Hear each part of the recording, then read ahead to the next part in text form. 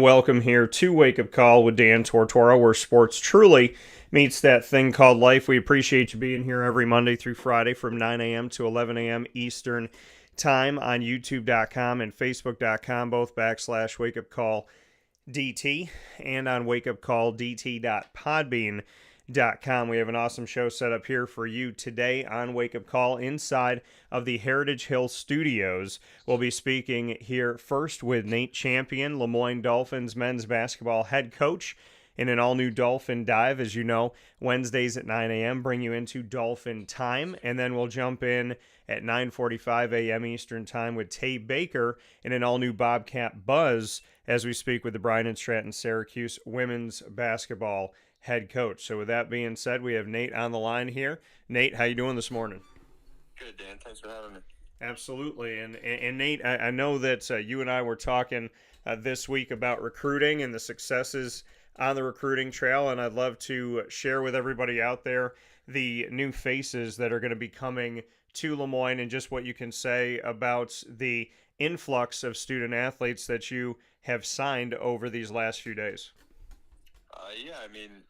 Our class this year is finished up, which is nice. We have 8 new guys that will be on our team for the 24-25 season, and I think we have a really good group of guys coming in and a lot of potential for a successful season. So I'm really looking forward to getting them on campus and seeing them develop and mesh together as a team. Yeah, and when you look at these guys that are coming in and the opportunity that you have here to build, you also have some guys obviously returning. What did you take away from that first year in Division One, and just what you can say about that experience now that you've had a year in D1, just what that time in the NEC kind of showed you as well as your team competing against Division One talent all throughout the country? Yeah, I think just that our program's in a really good spot right now.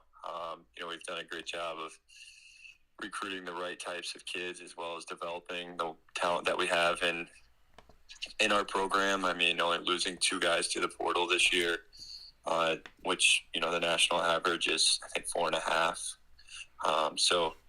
Staying under that national average, and also, the group of guys that we have coming back and the core guys that we have coming back are, highly talented as well, and showed us some bright spots throughout the year, and gave us a lot of confidence on how we're going to grow with this team and what the future of our program looks like. And so having those guys return and having the opportunity to really build off of this. So, I think just overall, like where our program is and how we competed in the first year kind of gives us that foundation to build and, grow our program as we continue forward in this new Division One landscape. And you talk about only losing 2 to the portal, below the nation's average. For the guys that are leaving, just what you can say about those guys that did head out in the portal. They're great kids. They came in every day, worked hard for us. We're great for our program, and wish them nothing but the best as they move forward. And for one of the guys that finished up his time and somebody who you kind of look for more eligibility if you could find it somewhere, Luke Sutherland, just what you could say about bringing Luke home and having the opportunity to work with him and coach him, and a West Genesee grad and part of the only New York State championship that West Genesee has ever had in boys basketball, happening just a few years ago. Just what it meant to have Luke on the team and his leadership, as well as how he grew through your program over these last couple of years. Luke was fantastic for us this year, and he was a staple for our program in the past 3 years. Having Luke come back, and just watching him grow as a player, and the biggest thing with Luke was his confidence. Coming from Siena and Bryant, where he didn't play a lot, to coming here and getting to play a lot, you have the opportunity, and sometimes it takes you a little bit to understand that role and the freedom that you're going to have, but also, it gives him an opportunity to grow because he's going to be on the court. And you saw that kind of flourish this year, being his last year.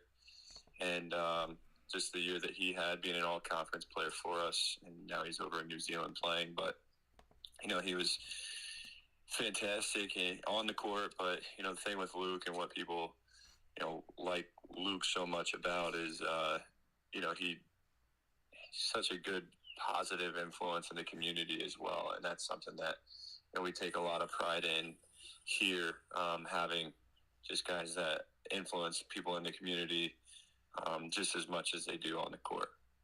Speaking here with Nate Champion in this edition of the Dolphin Dive and our exclusive multimedia marketing partnership with LeMoyne College, the men's basketball head coach. Speaking of the signees that are coming in and the 8 new faces, we're looking at student athletes from all over the world, student athletes that call Turkey home, Latvia, as well as Germany. Just what you could say about that desire to really look anywhere to find the talent that you need, and just what you can say about outstretching these hands of LeMoyne College to Latvia, Germany, Turkey, and really wherever you need to go. Yeah, I think that's the power of being Division One and what that offers you. But also, I think for us, it's about identifying players that are going to fit into, not only our program, but the LeMoyne campus community as well. And, Zach, Freds, and Dwayne, all 3 really check off all those boxes and just the quality of people that they are. And then it also helps that they're really good basketball players as well. And I'm really looking forward to having them here at LeMoyne and just seeing, what they can do with their careers and how they can help us on the court as well as off the court. Making LeMoyne a worldwide brand is what we're trying to do. We were a regional brand about a year ago this time, and as you can see now, we've had some international connections, and we're able to utilize those now, and hopefully we can continue to grow those throughout the country and the world. So, not against recruiting international players as the international game continues to grow, and, the college game resembles a lot of what international teams will do. So getting players that have grown up in those types of systems, I think, will give us a big benefit as we move forward. Then, you talk about being willing to go after international players. There's the transfer portal. There's obviously the traditional means of going and looking at high school and prep student athletes. How do you navigate this after a year in D1? How do you kind of look at recruiting as far as the mix of international to transfer portal to high school, prep school? Yeah, you look at it, we have a little bit of everything. We have, guys that transferred that are from the States. We have guys that transferred that are international players. We have we have 1 prep school kid and a high school kid. So, for us, it's identifying players that fit, identifying, who works in our system, what is, what those qualities are, what those, attributes are, and then going after those kids. And then the biggest thing and what we don't want to ever lose sight of is, what fits at LeMoyne as well. Academics is a big piece. Our group being above a 3.0 this year was something that was, a big priority for us as we moved to Division I, knowing that there's more travel and sometimes less class time throughout the week. But, our guys did a great job of that this year, and we continue to identify guys that are strong in the classroom as well. Yeah, we look at 2 other guys that are coming in to LeMoyne's men's basketball program, guys that I know, and I'll start with Trevor Rowe.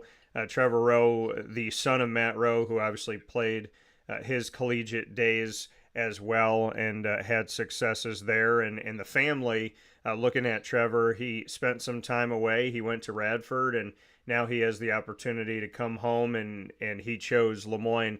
What can you say about Trevor and what he brings to the table, and not only having a Syracuse, New York native, but somebody who has a lot of eligibility and really the opportunity to start his career at LeMoyne, even though he was at Radford? He essentially has his entire time to spend at LeMoyne. I think you're going to see something that's similar with like Luke Sutherland, having the opportunity to come here and Trevor and Nate Fouts are also cousins, so that helped us a lot in the process of him entering the portal and then choosing ultimately to come to LeMoyne. I think the big thing with Trevor is he has the talent, he has the capability to be a really good player for us.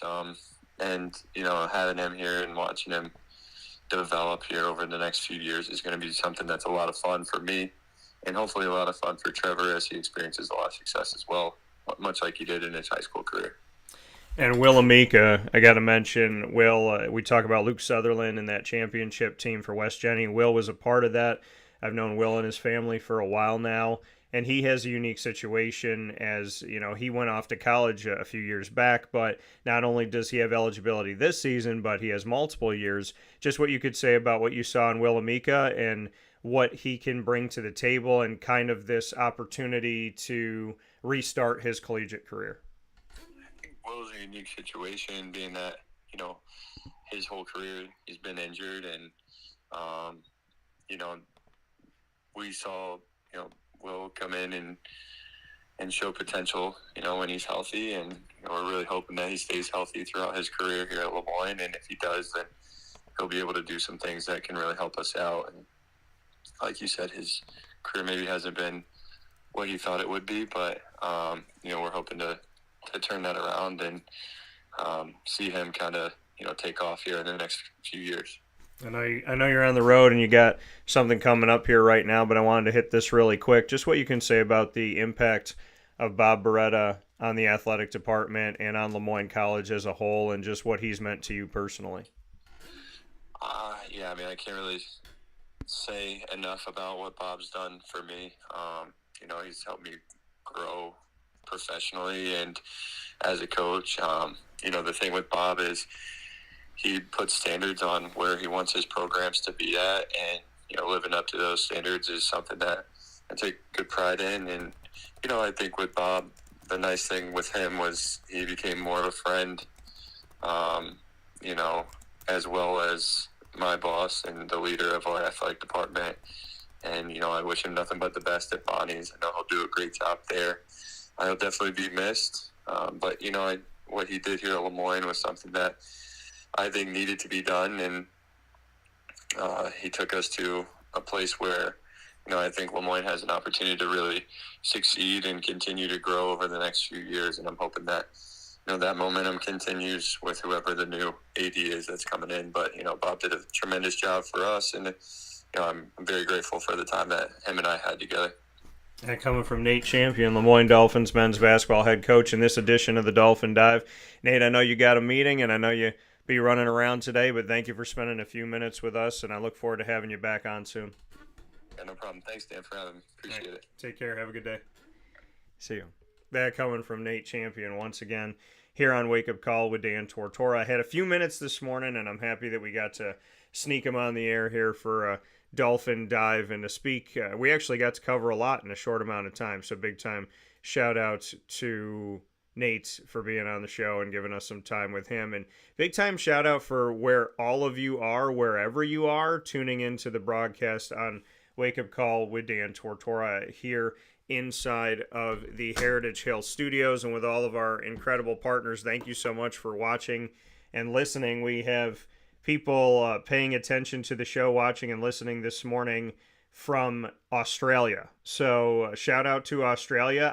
I want to say that we've had listeners and viewers from Australia before, but I do want to give a big time shout out to Australia and thank you for the Aussies and those who are visiting Australia as well for tuning in to Wake Up Call with Dan Tortora this morning. So to Leah and to everybody out in Australia, welcome to Wake Up Call. And thanks for tuning in inside of the Heritage Hill Studios. We have some time between when Tae Baker is going to be on and obviously our conversation we just had with Nate Champion. So we're going to take a step aside for a fast break. When we come back, Wake Up Call with Dan Tortora is going to be discussing the Dan Hurley situation and if I'm surprised at all. That comes up on Wake Up Call right after this.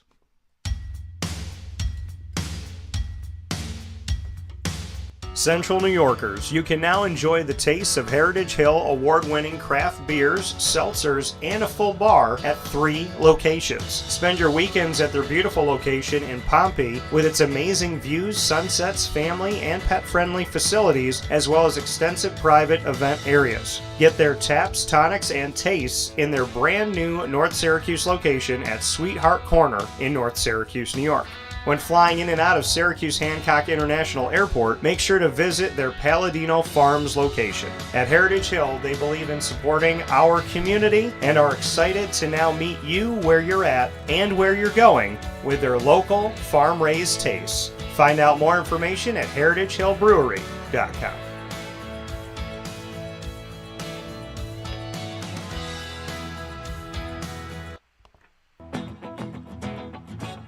Hi, this is Amy from Mother's Cupboard, home of the whole frittata. We are open daily 6 a.m. to 1:30 p.m. For takeout orders, call 315-432-0942 and tune in to Wake Up Call with Dan Tortora for our monthly food challenge and try our Wake Up Call signature menu item available 7 days a week. Here at Mother's Cupboard, we are Central New York, and it's our honor to serve you. Ma and Pa's Kettle Corn and Popcorn Factory remind us that every day is worth celebrating at 201 7th North Street in Liverpool, New York. Open Monday through Saturday in-store and always online at maandpaspopcorn.com. Serving our Central New York community and beyond, order anywhere, anytime at maandpaspopcorn.com. Stop in to get a tin at Ma and Pa's on 201 7th North Street in Liverpool, New York to get your half-price refills for the rest of your life. Come to Ma and Pa's for your holiday gift giving for family, friends, employees, and clients. And remember, for fundraising and events, to call 315-450-6272. That's 315-450-6272. Ma and Pa's Kettle Corn and Popcorn Factory. How corny are you?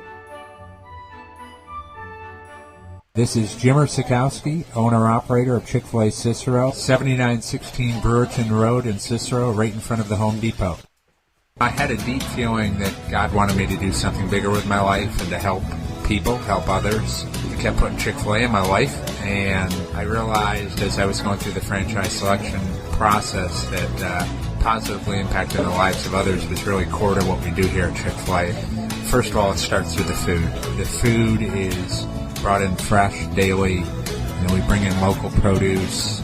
We prepare to order in the kitchen. We hand bread our chicken. We hand spin our milkshakes. It's great food. It doesn't taste like fast food. I think the second thing is the way people feel when they come in a Chick-fil-A restaurant. It's different. We try to treat people with intentional kindness here, which is very different and deeper than good customer service. And so I think it feels remarkable for most people to come in a Chick-fil-A restaurant. And then lastly, the impact that we try to have in the community is very different. It's a big part of the expectation of every operator of a Chick-fil-A restaurant is that they're actively engaged in their community, they're a leader in the community, and they're making a difference. When they realize that what we're striving to do is to shine a little light in their life, that's a very, very different experience than you will have in any other quick service restaurant. And it's that remarkable experience that I think people will emotionally connect with. And a welcome back here to Wake Up Call with Dan Tortora, where sports truly meets that thing called life. We appreciate you being here with us every Monday through Friday from 9 a.m. to 11 a.m. Eastern Time. We're hanging out, of course, inside of the Heritage Hill Studios. Heritage Hill you will find out in Pompey on Sweet Road in the incredible, beautiful artistry of God's paintbrush out there in the country in Pompey, New York at the Brew House. You also find them at the home of all of our CNS North Stars broadcasts, which is on 628 South Main Street in North Syracuse, New York, their newest location. So you'll find them in the city and you'll find them in the country because they go where you're at. So go and see Heritage Hill today and let them know that DT sent you. You can say DT sent me, Wake Up Call sent me, whatever you'd like to say. But head out there and have some fun. Go on a date. Bring mom, bring dad, bring the kids. Bring your buddies, bring the girls, whatever you want to do. Go out and have some fun at Heritage Hill and support local. So, I said we would talk about what's going on in this Dan Hurley situation, and I told you my thoughts last week about what I would do. That if I was Dan Hurley, I would not take the job with the Lakers, but I most certainly would go out there and talk with them so that I could leverage myself with UConn. So let's take a look at this. That's what I said a week ago. Let's look at what happened.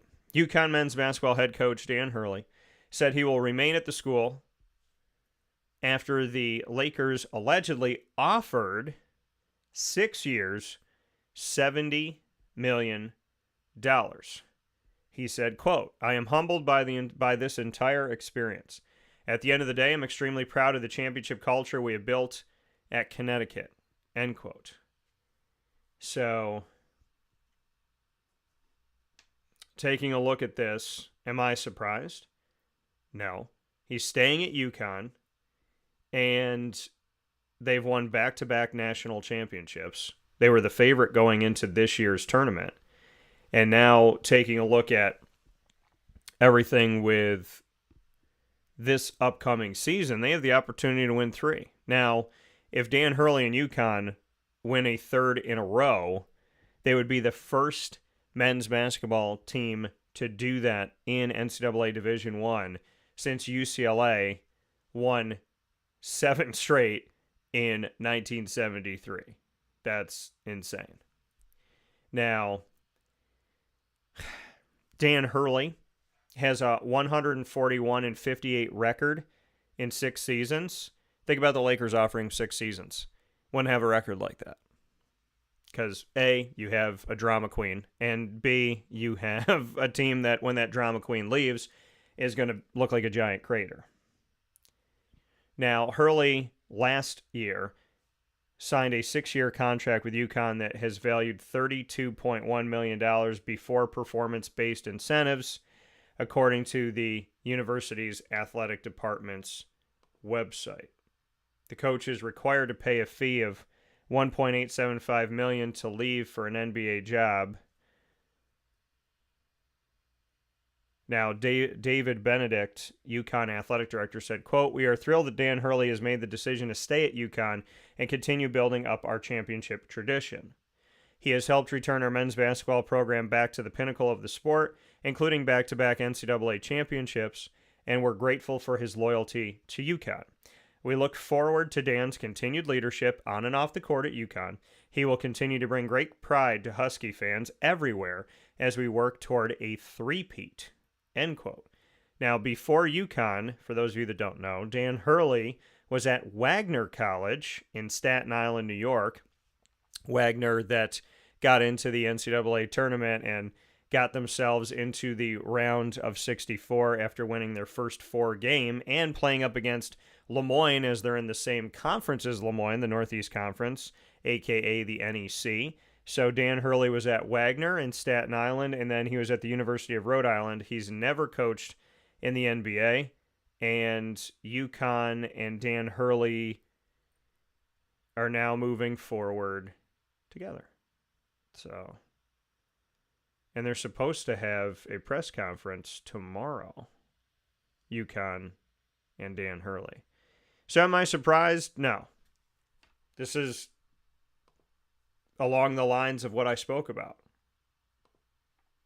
I mean, this is what I said. I said, if I was Dan Hurley, I'm never taking the job with the Lakers.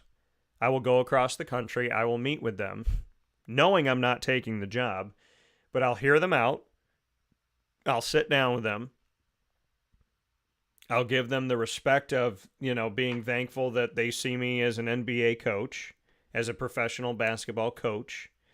And I'll go out and I'll meet with them and I'll give them the courtesy of having the opportunity to speak with me. But I'm going to use this visit to put myself in an even better position at UConn, strengthen my ties to UConn, maybe add some money in my contract with UConn, and just utilize this meeting with the Lakers to potentially get more from where I'm currently at. I would have used it as leverage. If I was Dan Hurley, that's what I would have done. And that's what I feel like has probably happened. This press conference might be saying, hey, that 6-year contract that we signed last year is now going to be worth a little bit more. We're going to add a couple of years to it. I wouldn't be surprised if that happened. Dan Hurley staying at UConn gives him an opportunity to continue to build on something that you don't see a lot anymore in collegiate athletics, which is total domination over consecutive years. We've seen it with Alabama in football. We've seen it with Georgia in football. We've seen it at times with Clemson in football. What am I saying? In football. You don't typically see it in basketball. Kansas is not the darling every year anymore. Kentucky is not the darling every year anymore. Florida is not the darling every year anymore. Michigan is not the darling every year. So when you look at North Carolina is not the darling every year, Duke is not the darling every year, there has been little consecutive year domination in men's Division I college basketball until UConn just did it this past season, 23-24 and 22-23. So with Dan Hurley, this team has some swagger. With Dan Hurley, this team has some fire. With Dan Hurley, this team has some, we know we're good. You're going to have to come into the ring and beat us. And there's a cockiness to it. There's a confidence to it. There's a prove us wrong to it. And I know that he's done something with UConn because growing up in Syracuse, New York, when you're in Syracuse, UConn was frustrating as all get out. Jim Boeheim versus Jim Calhoun, and Jim Calhoun was a problem. He was a problem. It was frustrating how good UConn was. I mean, I remember my first year in college where Syracuse lost to UConn by 30. I remember watching that game with my roommate and him really not watching the game and me watching the game because, you know, I watch since I was little, pretty much, I mean, growing up, almost every Syracuse game. So when you see those moments in history of UConn and of Jim Calhoun and what he had done back then, it was amazing for UConn, amazing for the Big East, and absolutely undeniably frustrating for the rest of the country. They were the big bad wolf, which isn't too off with being a Husky, right? Dogs are descendants of wolves. So seeing what Dan Hurley has done now, he has brought back the big bad wolf. He has risen UConn out of the ashes. There was a ton of success with Jim Calhoun. There was some success with Kevin Ali. And now there's success with Dan Hurley. UConn is a threat. They are a force. We know in women's basketball that Gino Auriemma will always be relevant. Now, in women's basketball, Caitlin Clark in Iowa, very good. We'll see what Iowa looks like without that leadership. And we know that Dawn Staley is doing an incredible job at South Carolina. So there's programs that are finding their way. We know that LSU has done some good things, but again, they don't have the same talent that coming into this year that they had coming out of this past season. So it's a question mark, but the consistency of women's basketball has always had UConn at the top of the mountain. Men's basketball had UConn at the top of the mountain. Then they kind of rolled down that mountain, and now they're coming back up. And, I mean, they are back. I mean, I think if Dan Hurley was here, he would say we are back up. But you know what I mean. They've over these past couple seasons, found their way back up the mountain. If I was Dan Hurley, and that's why I said what I said last week, if I was Dan Hurley, I'm not going anywhere. Is UConn going to fire me? I won 2 national championships. Now, what have you done for me lately? We have seen that, unfortunately, with the Mike Hopkins of the world, right? He goes to Washington, becomes a head coach for the first time ever, outside of the 9 games that he served as interim head coach when Boeheim was suspended, but became a head coach for the first time ever out in Washington. And he wins Pac-12, not honored just at Washington, not simply honored at the school, but honored by the entire conference of the Pac-12 as Coach of the Year in his first season as a head coach and in his second season as a head coach. So his first 2 seasons ever as a head coach, he gets Coach of the Year in the conference with a Washington program that was probably obscure to some and an afterthought. Then the last 5 seasons, they haven't done as well. You have to put COVID in there too. And he gets let go. Now, being Coach of the Year and then going through the NIL and the transfer portal and COVID and all of this stuff, I feel like there's got to be some leeway, but programs, if you get on the top of the mountain really, really fast at a program, the expectation is to stay there. That's the expectation.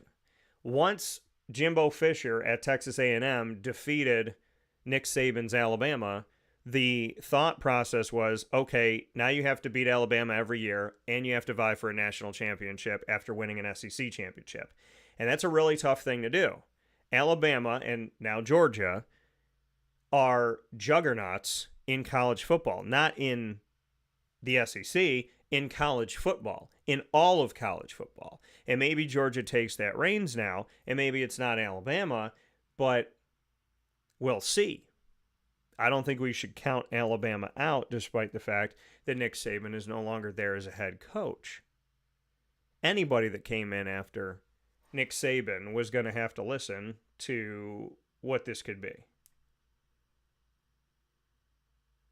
And that's reality. You know, I mean, you come into Alabama after Nick Saban, it's going to be tough. Now, I've interviewed the gentleman that's taken that job, Kalen DeBoer, the head coach of, ironically, we're talking about Mike Hopkins at Washington. Also at Washington, Kalen DeBoer, who was the Washington Huskies head football coach, and now he's the head coach of the Alabama Crimson Tide. And it's a very tough job to take over for anybody. If Dabo Swinney took over the job, it would still be difficult. They would say, okay, you did it in Clemson, now put your big boy pants on and do it at Alabama, because some people don't respect the ACC. I respect the ACC. I think the ACC football has not been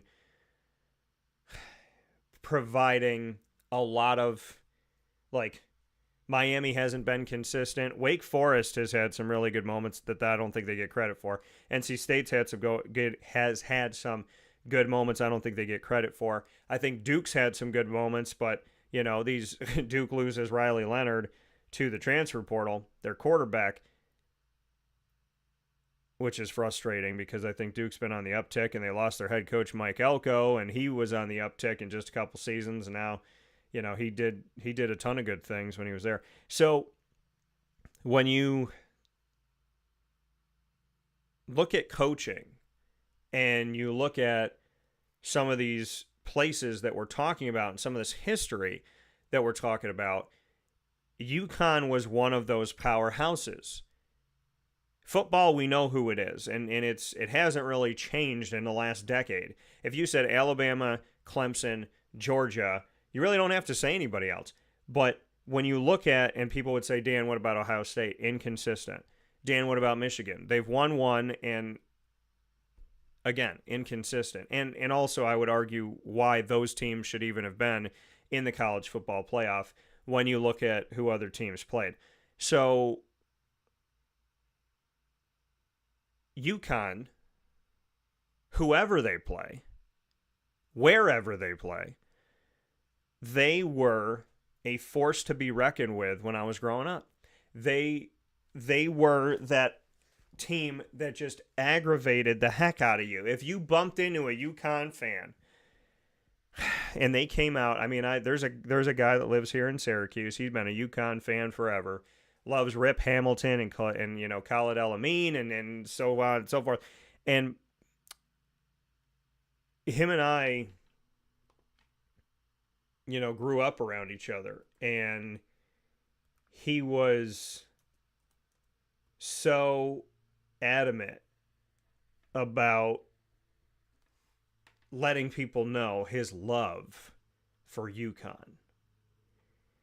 That intense love that he has for UConn. And it was frustrating because, again, they would win almost all the time. They were just consistent like that. And now here comes Dan Hurley, and you say, okay, let's see what he could do. The Hurley family obviously has its history in basketball and deeply rooted. What will they do? And what Dan Hurley has done with UConn, with Stores, is he has reinvigorated a fan base. He has risen this men's basketball team back up with his student athletes and his coaching staff. It's not all Dan Hurley, but he is a part of this, obviously. And to take the job with the LA Lakers, this is how I saw it going. He's going to go across the country, become the LA Lakers head coach. He's going to butt heads with LeBron James and whoever else in the NBA, because do all NBA players listen to their head coaches? A lot of people don't believe that. I think, this is the thing. A guy like LeBron, from the outside looking in, I don't know him personally. There are things he does that I do not respect. When you're losing, handle it like a champion. People are watching you. And when you walk off a court like a baby, a little kid could start doing that and emulate you, and that's the last thing we need in this world, is anybody emulating a sore loser. So it is hard to lose. It is hard to lose. But you handle it with grace, especially when you're making millions of dollars and you're the face of the NBA in many instances, and even when you're not, you're still talked about. Dan Hurley going to the Lakers, to me, goes like this. LeBron's the head coach, no matter who the head coach is. You could tell me that Tyronn Lue was somebody that LeBron listened to, and to an extent, maybe you're right. But I think LeBron did what LeBron wanted to do. And ultimately, when we look at today's NBA, if Hurley goes and coaches LeBron, and he's actually trying to coach the team, if I'm Hurley, this is from the outside looking in, this is just my thought. I'm thinking I'm going to coach the team, then LeBron's going to have side conversations, and he's going to go, this is what we're really going to do. And then I'm going to butt heads with LeBron. And I'm going to have an issue with that. And LeBron and I are going to go back and forth. Then that's going to be tumultuous. Then LeBron, within a year or two, is going to leave the Lakers. And I'm going to have a rebuilding program. And I'm going to have one of the worst teams in the NBA. And then I'm going to get fired. That's what I see. You signed a 6-year contract with the Lakers, you probably make it 3. And then what, Dan Hurley? Now you got people criticizing you. Now you got this LeBron drama. Now you got this back and forth with LeBron that people are going to ask you about. How do you feel about this? How do you feel about that? Is he the coach? Are you the coach? Da-da-da-da-da-da-da-da. Now you have a crater. Now you're rebuilding. Can you rebuild? Oh, look, he's not an NBA coach. And now he's got no job. That's what I saw happening. And I don't think Dan Hurley's a stupid person.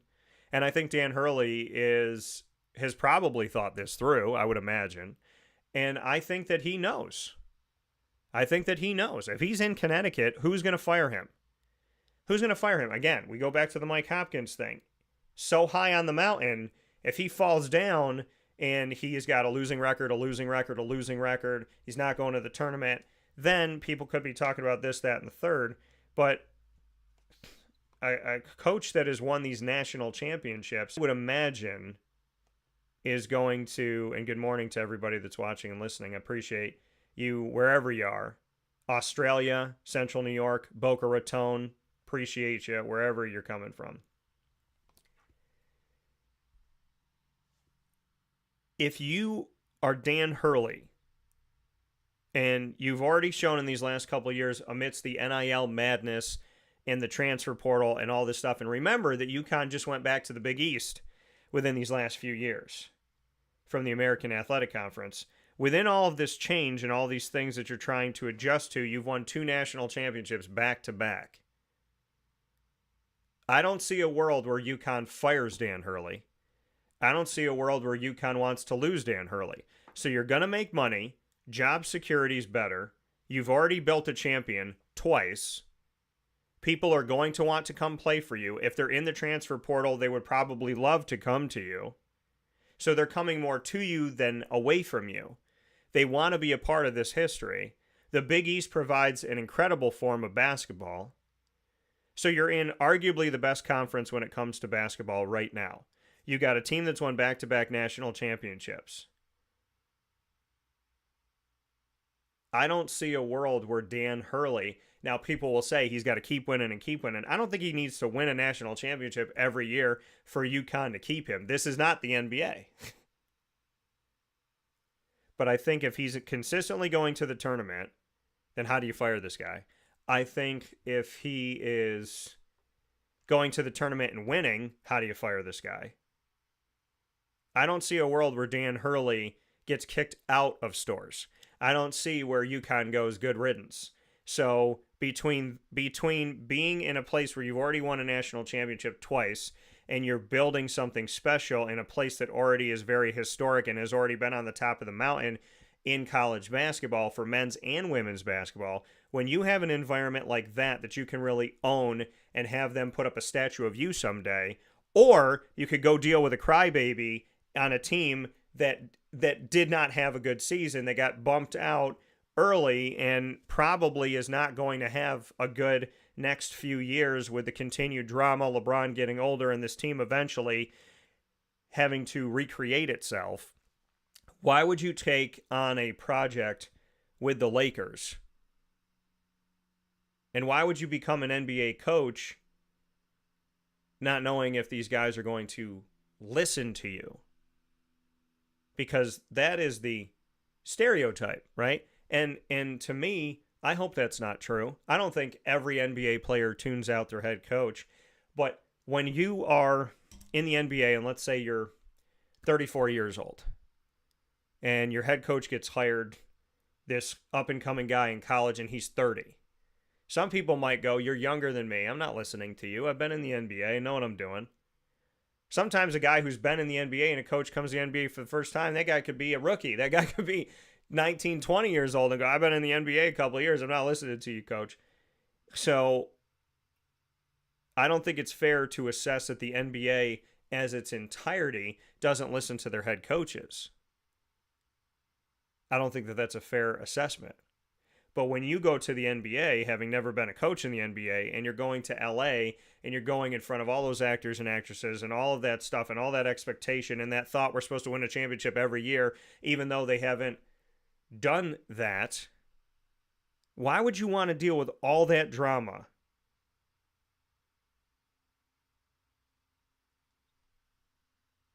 When you can be in Connecticut where it's more quiet and you can build on top of what you've already done. Again, I saw this move of going out and meeting with the Lakers as Dan Hurley simply respecting the opportunity, respecting the offer, and using that offer to benefit him in the future. With that being said, we're going to take a step aside on Wake Up Call with Dan Tortora inside of the Heritage Hill Studios. We'll be back after this with Tae Baker.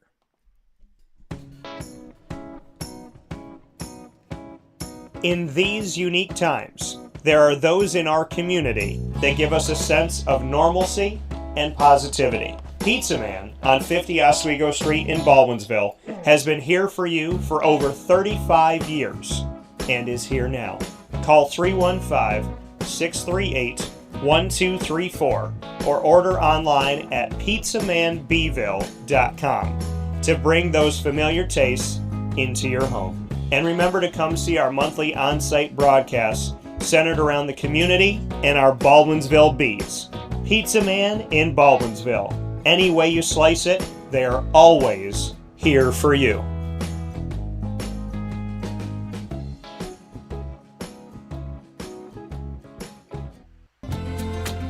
Looking for your next ride? Look no further than Great Lakes Honda City, located on 7140 Henry Clay Boulevard in Liverpool, New York. Serving our community for decades, their new and pre-owned vast array of vehicles are available to you Monday through Saturday on site. To search from home, shop at GreatLakesHondaCity.com. Call 315-365-5576 to set up an appointment. That's 315-365-5576 for Great Lakes Honda City, 7140 Henry Clay Boulevard in Liverpool, New York. Great cars, great people, Great Lakes.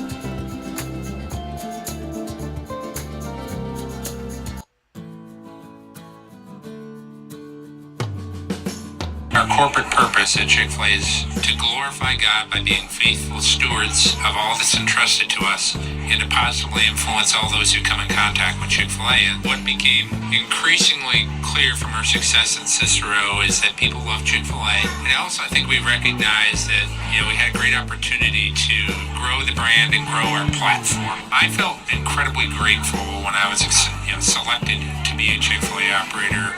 I think what it's meant for me, what I've come to realize on a very deep level is that this is a calling for me. It's not a career, it's not a job. The Lord called me to be a Chick-fil-A operator and to use these restaurants to glorify Him and to positively influence other people. I'm blessed. I'm very blessed. Head to Chick-fil-A Clay on 3974 State Route 31 in Liverpool, New York. Welcome back here to Wake Up Call with Dan Tortora, where sports truly meets that thing called life. We appreciate you being here with us Monday through Friday from 9 a.m. to 11 a.m. Eastern Time. And now as we are here on Wake Up Call with Dan Tortora heading into hour number 2, we're going to be heading into that hour number 2 with Tae Baker. And Tae here with me inside of the Heritage Hill Studios, letting you know that Heritage Hill is available to you in the city and the country. You will find the Heritage Hill Brew House out on Palladino's Farms out there on Sweet Road in Pompey, New York. And you'll find their newest location right down the road from Cicero North Syracuse High School. Those North Stars are right down the road from the newest Heritage Hill. That's Heritage Hill North on 628 South Main Street in North Syracuse, New York. So make sure you head out to either location today and let them know that Wake Up Call sent you. Inside of MonPazPopcorn.com's What's Poppin', in hour number 1, you had an exclusive Dolphin Dive in our exclusive multimedia marketing partnership with the LeMoyne College Dolphins, featuring men's basketball head coach Nate Champion heading into year 2. And now we have Tae Baker with us as he continues to lead the Bryant Stratton College Bobcats of Syracuse women's basketball program. And this is our exclusive Bobcat Buzz with Tae Baker in our exclusive multimedia marketing partnership with the Bryant Stratton College of Syracuse Bobcats. Tae, how are we doing today? Dan, I'm doing good, brother. How's it going? I'm doing well, man. And first and foremost, this has been a conversation this morning about recruiting, about going out there and finding the talent, and you have the opportunity to do that yourself. I know that on the recruiting trail, you've had some success here recently as we build toward the future at Bryant Stratton College of Syracuse. So I'd love for you to share how recruiting is going and just what you can tell us about the Bobcats of the future. Yeah, well, so far, Dan, recruiting is a grind. I've just been working, just going to different places, trying to, build the roster for this upcoming season. I've already had 2 girls commit. I'm working on another girl committing possibly later on today or by the morning. And then, I have a few other hot leads that I'm working with. So hopefully everything falls into place and we can have a full roster. Yeah, I know that you were talking about, you and I have spoken about before, just, finding those numbers and having the roster that you feel is deep enough to withstand the season and to not have to go through some of the, aches and pains of the things that you go through. Like if injuries happen, if adversity happens, that you had those numbers to sustain that. How many student athletes would you like to have on this year's Bobcats team? This year Bobcat team, I would love to have 20, so we would, just in case we come by those injuries and those adversities that we faced in the past, But 15 is good for me. You know, I just want some girls that could come in like we had last year in the past season. You know, those that just hungry, ready to come and hoop, and just add on to that. Then. Yeah, and for you right now with the returners that you have and the recruiting that you're doing, you said you'd love to have 20, 15 is a good number. Where are you at right now? Right now, I have about 8 returners, and then, like I just mentioned, I've already had 2 commit, so that's 10 right there, and then another one possibly tomorrow, so 11, and then I've been working with at least 7 to 8 more hot leads, and then a few other possibles. So I'm around that 15 number as long as everything keeps going according to plan. Yeah, and that's fantastic, and congratulations to that. What can you tell us about the 2 newcomers that you do have committed? Are you able to talk about them? I know that I've seen them, pop up on social media, so I would imagine that you can mention them by name because we talk about, collegiately, but you're outside of the NCAA and the USCAA for small colleges. Can you share with us the 2 that have committed? Yes, the 2 girls that committed. Are you saying just like what do I think about them? Because I couldn't really hear the phone broken out. Oh yeah, no, just what you could say, just to mention their names and where they're from, and just what you can say to kind of paint the picture of why you wanted them on the team. Yeah, so one of my biggest goals this year was to get a few more locals. So one of my girls, her name is Nitira. She's a local. She went to the local high school that I graduated from. She's a solid player. I actually used to train her older brother in basketball. So, so I have like a little relationship with the family. She's pretty good. She's solid. She actually can play soccer as well. She's a basketball player, but she can play soccer as well. So she multi talented, which is good. And then the other girl is Jessica. She's a little older. She's about maybe 6 foot. So she's also pretty good as well. I feel like she can come in and help Deontay out with the rebounds and Yunez. But they're both pretty solid players. And the one girl that that I've been working with that I said is a possible for tomorrow, she's pretty good as well. She's a shooter. She can handle the ball. That's what we were looking for, someone who can come in and help handle the ball, help our guards out a little bit more. Yeah, so far I feel like I'm just chipping away, and I feel like it's working so far. Yeah, and I mean, taking a look at, like you said, chipping away at this and finding those pieces and trying to get more local. In the work to be more local, speaking here with Tae Baker, Bryant Stratton College of Syracuse women's basketball head coach, what have you done to build? I mean, you came from this community, you grew up in this community, you played at Bryant Stratton, so you really have a huge selling point because you're going to these student athletes saying, I believed in this school, I believed in this education, I believed in this basketball program. I physically came here and spent my time at this school. So, that's a huge selling point for you when you're going out there and somebody says, well, why should I come here? You say, well, listen, I came here, I was a student here, I was an athlete here, and I'm from this local community. So when you go out to the local community, are you banging that drum? Are you consistently telling people like, hey, I'm not just a coach that came here from somewhere in the country. I'm a coach that knows this program. I'm a coach that knows this school. I'm a coach that put my blood, sweat, and tears with Bobcats across my chest out there on the court. So do you utilize that as an advantage for you to tell them, like, I know what this school is because I was here? Absolutely. When I go out, like I always try to stay involved in my community. Like on my side time, I train a lot of the local kids and a lot of the older guys that's went across seas, played low Division 1, low Division 2, level schools. So like I said, I'm always in the community. So when I go and talk to people, everyone already knows who I am. So that's always a plus. And the only downfall about the locals right now is like a lot of the girls are juniors and sophomores. So those few seniors that I spoke with, I am trying to get them to Bryant Stratton, because a lot of people didn't know about Bryant Stratton. I honestly do believe we're one of the best kept secrets in Syracuse as far as, sports and basketball when it comes to soccer and things like that, because, we do have a history here. So my job is to get out in the community, and let them know, like you said, Bryant Stratton is a good program. I played here. I scored my 1,000-point here. We do have other local colleges around the area, but I just feel like with me being in this position and having this opportunity, I feel like I can, change some of these girls' lives if they give me the opportunity. And the girls that did give me the opportunity, they even said it to me, they thank me and I thank them for giving, each other the opportunity. Yeah, and Tae, I mean, you're so passionate about the sport of basketball, and I mean, you love it, you stay connected to it.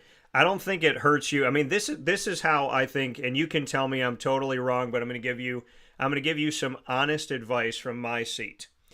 I think that when you're out there recruiting, you should challenge these girls to a shoot-off. And because I know at halftime that you can, drain shot after shot after shot, I think that you should challenge them and say, we're going to shoot 10 3-pointers. If I make more than you, then you sign on the dotted line today. And I think in that case, Tae, you might get the rest of your roster probably by this afternoon. No, that's actually a good challenge. I'm gonna put it on my my social media, and I'm gonna tag you in it and say this is your challenge. I'm just saying, Tae. I mean, if they're close to committing, I would say, listen, all I need from you is to come out on the court with me, and if you can hit more shots than I hit, if you can make more threes in this challenge, I'm gonna challenge you to 10. If you can make more, then you can sit here and think about it. But if I make more threes than you sign with Bryant Stratton Syracuse today. I signed a dotted line. I actually like that idea, though. I'm gonna see who bites on that challenge.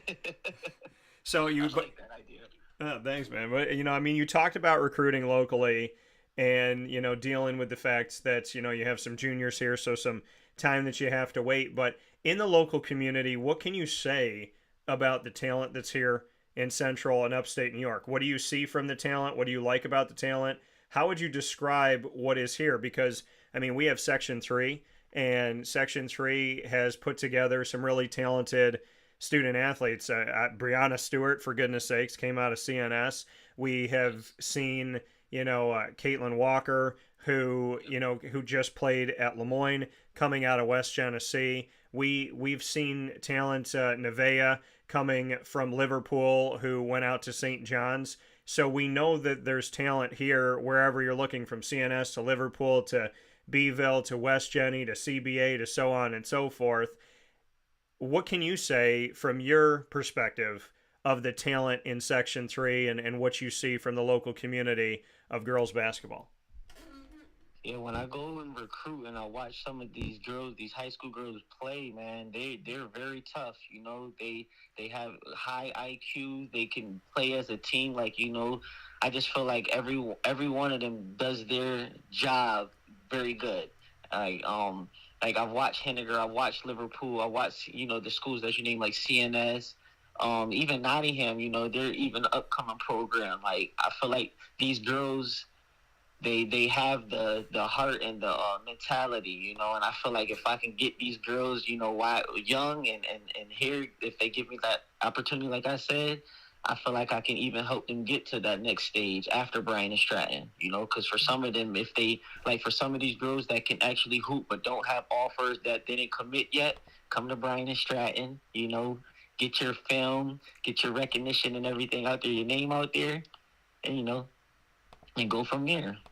That's what I feel like, our local should do, because we have the talent. But, a lot of our girls would like to go outside the state or, travel away from Syracuse.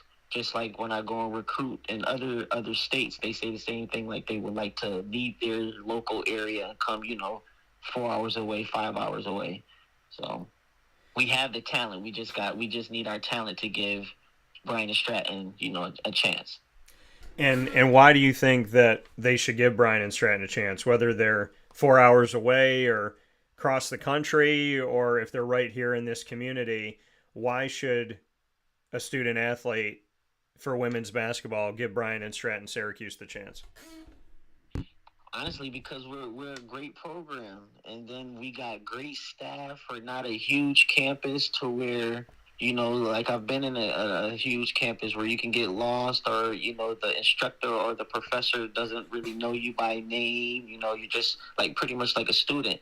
I feel like at Bryant Stratton, when they come up here, they actually see that we are a small campus. We have dorms right on campus connected to the classes right on the other side.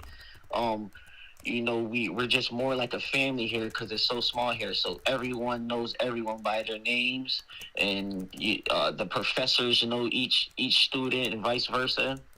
And I feel like the coaching staff is young. As far as they hired a great young coaching staff. We have Clay as the men's, myself as the women's basketball coach.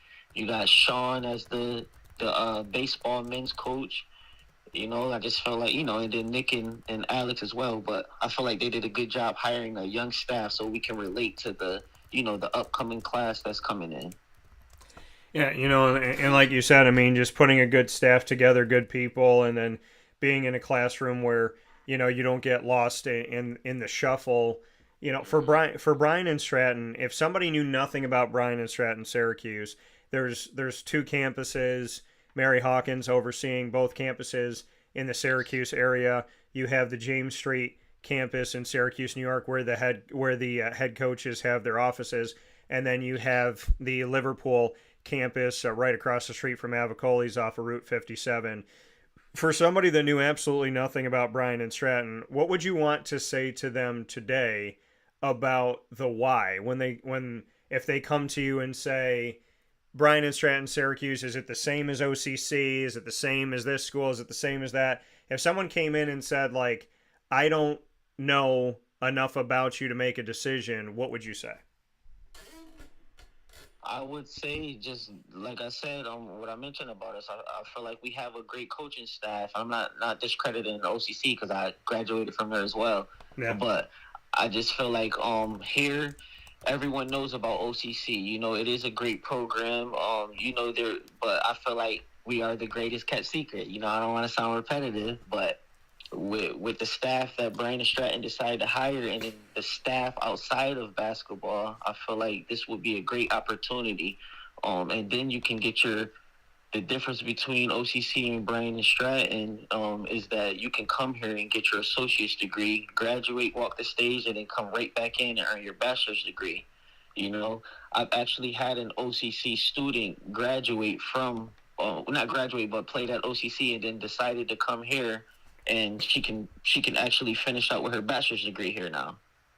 So I feel like it's a great opportunity if you want to, if you don't feel like going to a 2-year program and then deciding to go to another program, you can come here, which a lot of our girls, basketball players and men's basketball players do. They usually come here, get their associates, and then come right back in and finish up their last 2 years with their bachelors. So yeah. I think that's pretty cool. Yeah, and I think that's important too. The NJCAA that OCC is a part of, and a ton of respect for OCC and the NJCAA. And then with Bryant and Stratton Syracuse inside of the USCAA, to let people know it is a different bird, right? It's a different world. In the inside of the USCAA for small colleges, Bryant and Stratton Syracuse offers the opportunity to have 4 years as opposed to 2, and to make that differentiation that we need to have here. I love the Bobcats. You know that. I mean, we're in year 3 of our exclusive multimedia marketing partnership. I got my Bobcat bobblehead and my basketball T-shirt right over my shoulder. I got the baseball signed by Sean Peak and my first 3 student athletes in the inaugural season of the baseball program. That is right here inside of my Raptors cup. So I got a lot of good stuff. And what I'm wondering is, when am I going to have a T-shirt that has your face and my face, and it says DT and Tae, like some type of hoop it up. Maybe you and I need to do some type of basketball camp where we can do high school recruiting, and they can come to the camp, and the camp is like DT and Tae hoop it up, and we just put our faces on the T-shirts. I just feel like I need an excuse to have a Tae and DT T-shirt. I mean, I feel like that's fair, Tae, after 3 years. Yeah, we can do that. We can make that happen for sure, Dan. And as far as the basketball camp, I think that'll be a great idea too. You can interview the all the kids that come to the camp. Yeah, so I'm looking at it like this. I gave you a challenge of how to get people to sign on the dotted line, of who can make the most threes, taking 10 threes, who makes the most, and I'm trusting in your shot. We got a basketball camp thing here set up. So, all I want to know, Tae, is when are we putting this all together? When am I getting my royalty money from Bryant Stratton, I guess? I guess I will have to discuss that with my AD. I don't want to give you the wrong information, so No. I'm gonna confirm it with him, and then we can make something happen. But I mean, really, I mean, you have so much passion. Tae Baker here, Bobcat Buzz, exclusive to our multimedia marketing partnership with Bryant Stratton College of Syracuse. You have been with this program for a couple years now. You made history in the USCAA national tournament last year. I want to share with everyone the history that you made, because going into this season, Bryant Stratton is building off of something that they've never experienced before in women's basketball history at Syracuse. So I'd love for you to share that. Yes, it was a blessing first to make it. We made it to nationals before, but this was our first year to make it to the Final Four in National USCA. And I can't even explain the words how blessed and happy I was, and then I seen it on my team face that we all were excited, and that's the goal of this year, is to get back to the Final Four. And with these girls that's coming in, I don't want to speak too soon, but I think we can do it from what we seen last year. I know other coaches are doing their job too, recruiting, but yeah, we're ready, man. We're pumped. Well, and that's the thing, is that you are building off of, like you said, getting to the Final Four of the USCAA national tournament. Never happened in the history of women's basketball at Bryant Stratton College of Syracuse. That is a massive thing to build off of. You and I were, obviously talking through this whole journey this past season. And one thing that I will never forget my entire life is getting on the call with you and doing a FaceTime call, and me looking at you being like, yo, and you're like, what? Like that to me was one of my most fun conversations, is just seeing you smile and laugh and just feeling that and having that moment. So, I have to tell you that, I mean, and you know this, but I'm so happy that Syracuse, New York, not just Bryant Stratton, but that this community has a coach with your passion and your excitement and your positivity and just your love for the sport of basketball and helping other people. I think that all of those things can absolutely put together a championship caliber team when the whole team shares that passion and that buy-in. And I want to really, let the people know once again, just the caliber of coach that you are, and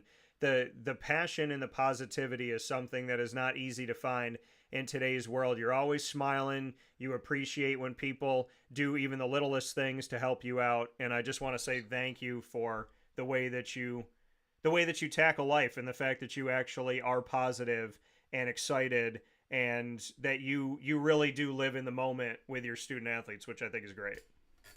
Yeah, I appreciate that too, man, and vice versa, definitely. Yeah,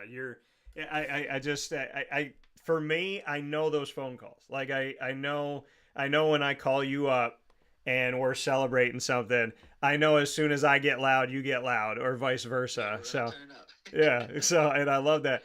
Bring me into the locker room. Bring me into, because you talked about we're going to turn up. Bring me into how you turn up in the locker room, because you guys sometimes use props. I think that this past season there was like a lunch tray or something. Like, yeah, bring me into the turn up of a Bryant Stratton women's basketball locker room in Syracuse.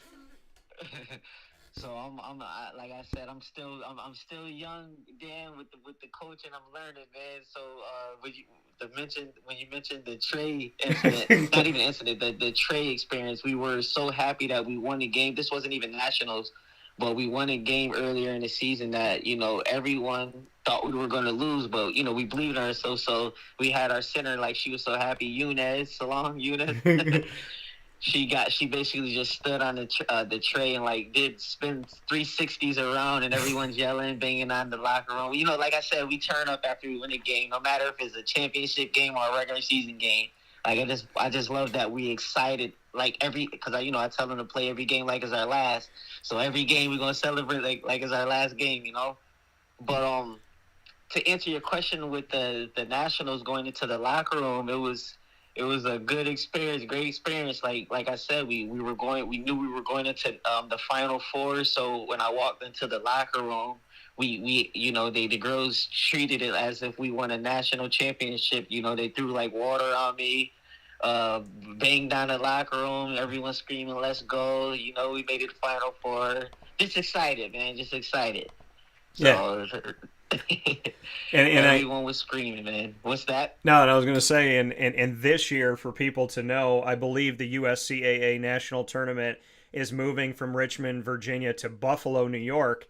So those of you in Syracuse and Central and Upstate New York have the opportunity, God willing, that Bryant Stratton Syracuse men's and women's basketball go to the national tournament. People will have the opportunity to go just a couple hours out of Syracuse and get to watch you play and experience that. Yes, sir. Which is, what do you think about that? The fact that the national tournament is coming to Buffalo. I actually like that idea. Richmond, Virginia, that was a great experience, but it was such a long drive. It was a long drive, man, and a lot of stops. So Buffalo's a freaking hop, skip, and a jump away, and it was going to be cool to have like family down there to support. Family and friends can, like you said, can actually make the game and support us. So that's going to go a long way with our team this year.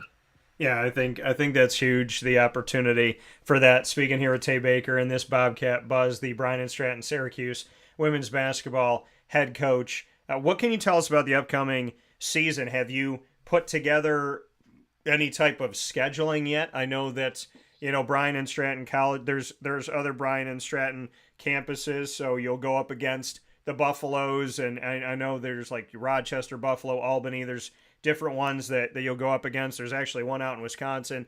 But what can you tell me about the schedule? What do you know? Is there anything you can share about the schedule at this point? So I was going to mention that earlier. Right now, I just have, like the teams you just mentioned, we have like a total of 12 games right now. 12, 13 games. I think Clay has a little bit more right now, the men's side. But I'm just working on finalizing the schedule. I've reached out to the coaches that we played last year. They're starting to respond back with dates. So we just have to confirm the dates and pretty much just finalize everything, the dates and times. And last year, you played because for the USCAA, for Bryant Stratton, Syracuse, you can play teams in the NCAA. And and having that opportunity to do so, you played not only an NCAA team, but you played a Division I NCAA team, and you hung with them. And early on in this game, this was a game where Bryant Stratton College of Syracuse did some really good things in the game itself, and then early on, just watching this and looking at the score, you faced off against UMBC in Maryland. Just bring me into that matchup and what it meant to you to play a Division I team and to have some positives happen that you could take away from that Division I matchup. Yeah, it meant everything to play a Division I team. It was great. We felt good for them to actually reach out and give us the opportunity. Did you hear me, Dan? Yeah, you said give you the opportunity is what I heard. Oh, my apologies. Yeah, it felt good for UMBC to reach out to us and give us the opportunity to not only just play at the Division I level, but the game was televised. Once we found that out, that gave us an extra boost and a pump that we were just super excited. It was cool to walk in through the back. It felt good getting treated like the way they treated us. It was great I can't think of the word I'm looking for, Dan, but they brought us in through the back door. Yeah. The locker rooms were huge. Yeah. You know. Yeah.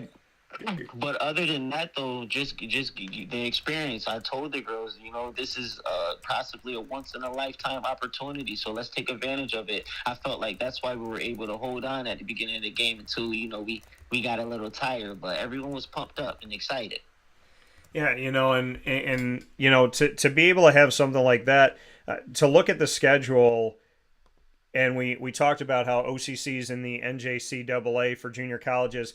Can you also schedule them? Can you schedule some of these community colleges? Do those count? Like when you're looking at the scheduling, NCAA D1, D2, D3, USCAA, can you also schedule NJCAA? Could you go up against Mohawk Valley or Hudson Valley or OCC? Are those games countable games in your schedule?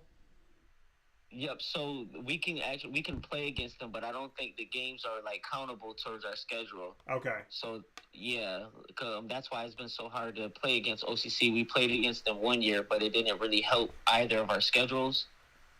So it's been pretty hard to get them back on the schedule.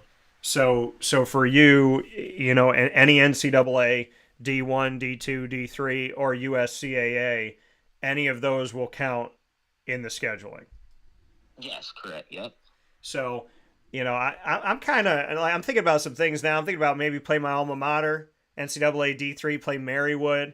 The coach, Tara Machaco, who was the coach when I was there, she just came back. So there's some of these that maybe we can look to. But where would you like to go? Like crystal ball it as you're showing up this schedule.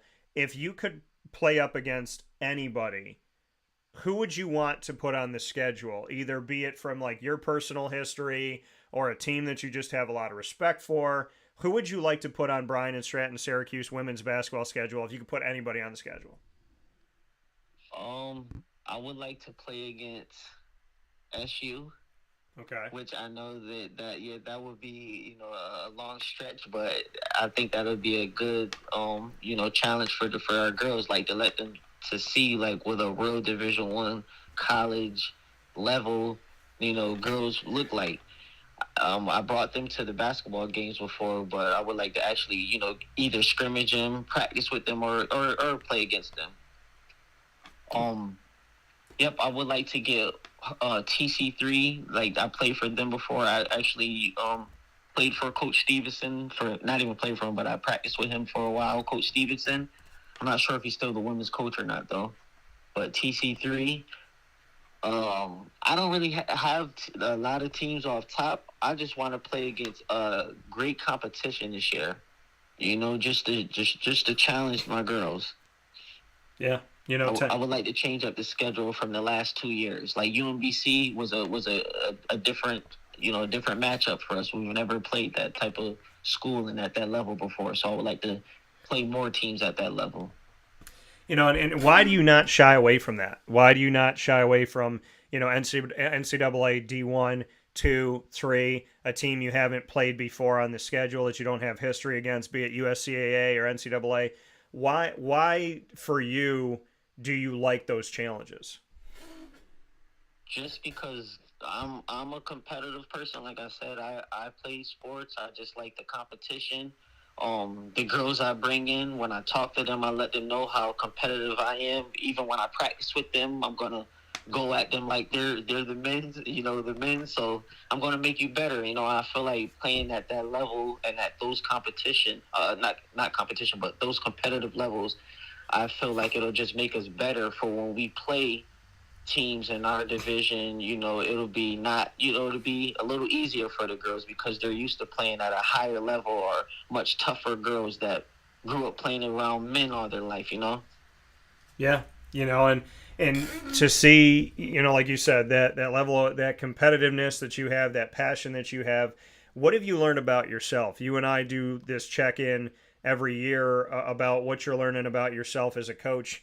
As you step into year 3 as the head coach at Bryant Stratton College Syracuse women's basketball, for you, what does year 3 look like from these first 2 years? What have you learned? I learned like great I learned to basically great leadership is a must, not just from the coach, but from your team, from, your players as well. I feel like leadership, with us having great leadership last year, not just from one individual, but from many of the girls, I felt like that's why we were able to make it so as far as we did, to the national Final Four. Because when one of our players were down or, not feeling like themselves, you had another player that would come in with leadership and, help each other out. Even with myself, when I didn't know what to do in certain situations in the game, the girls would tell me, "Coach, we got it." Just leadership. So I just felt like I learned that this year with these girls. Yeah. Go ahead. What else were you going to say? That was, and I was just piggybacking off of that and just trusting your team, and they're gonna trust you. Like, you just got to make sure your team trusts you. They're gonna follow your lead, and I learned that this year, as well.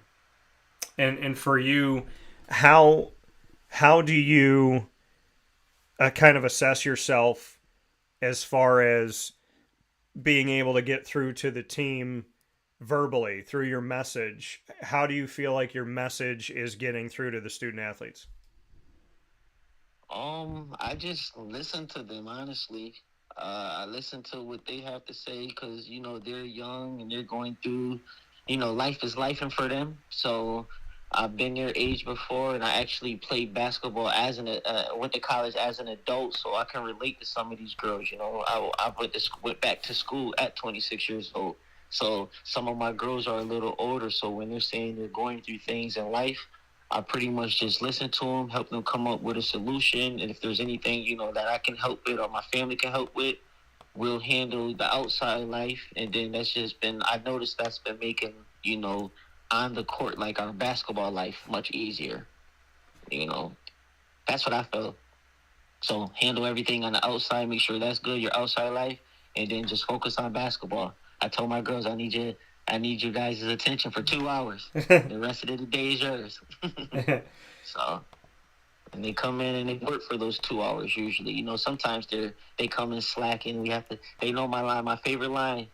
To that line, get to the line.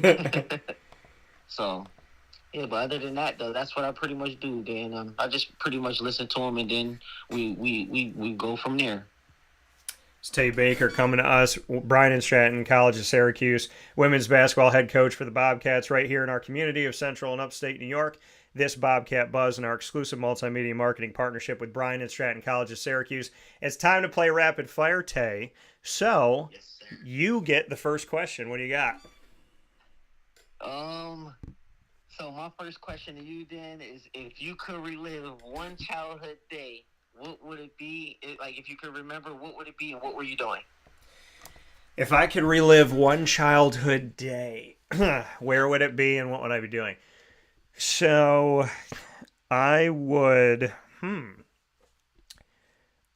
probably go back to when I was, I want to say I was like 14, but I would go back to the last day that I saw my Uncle Bill.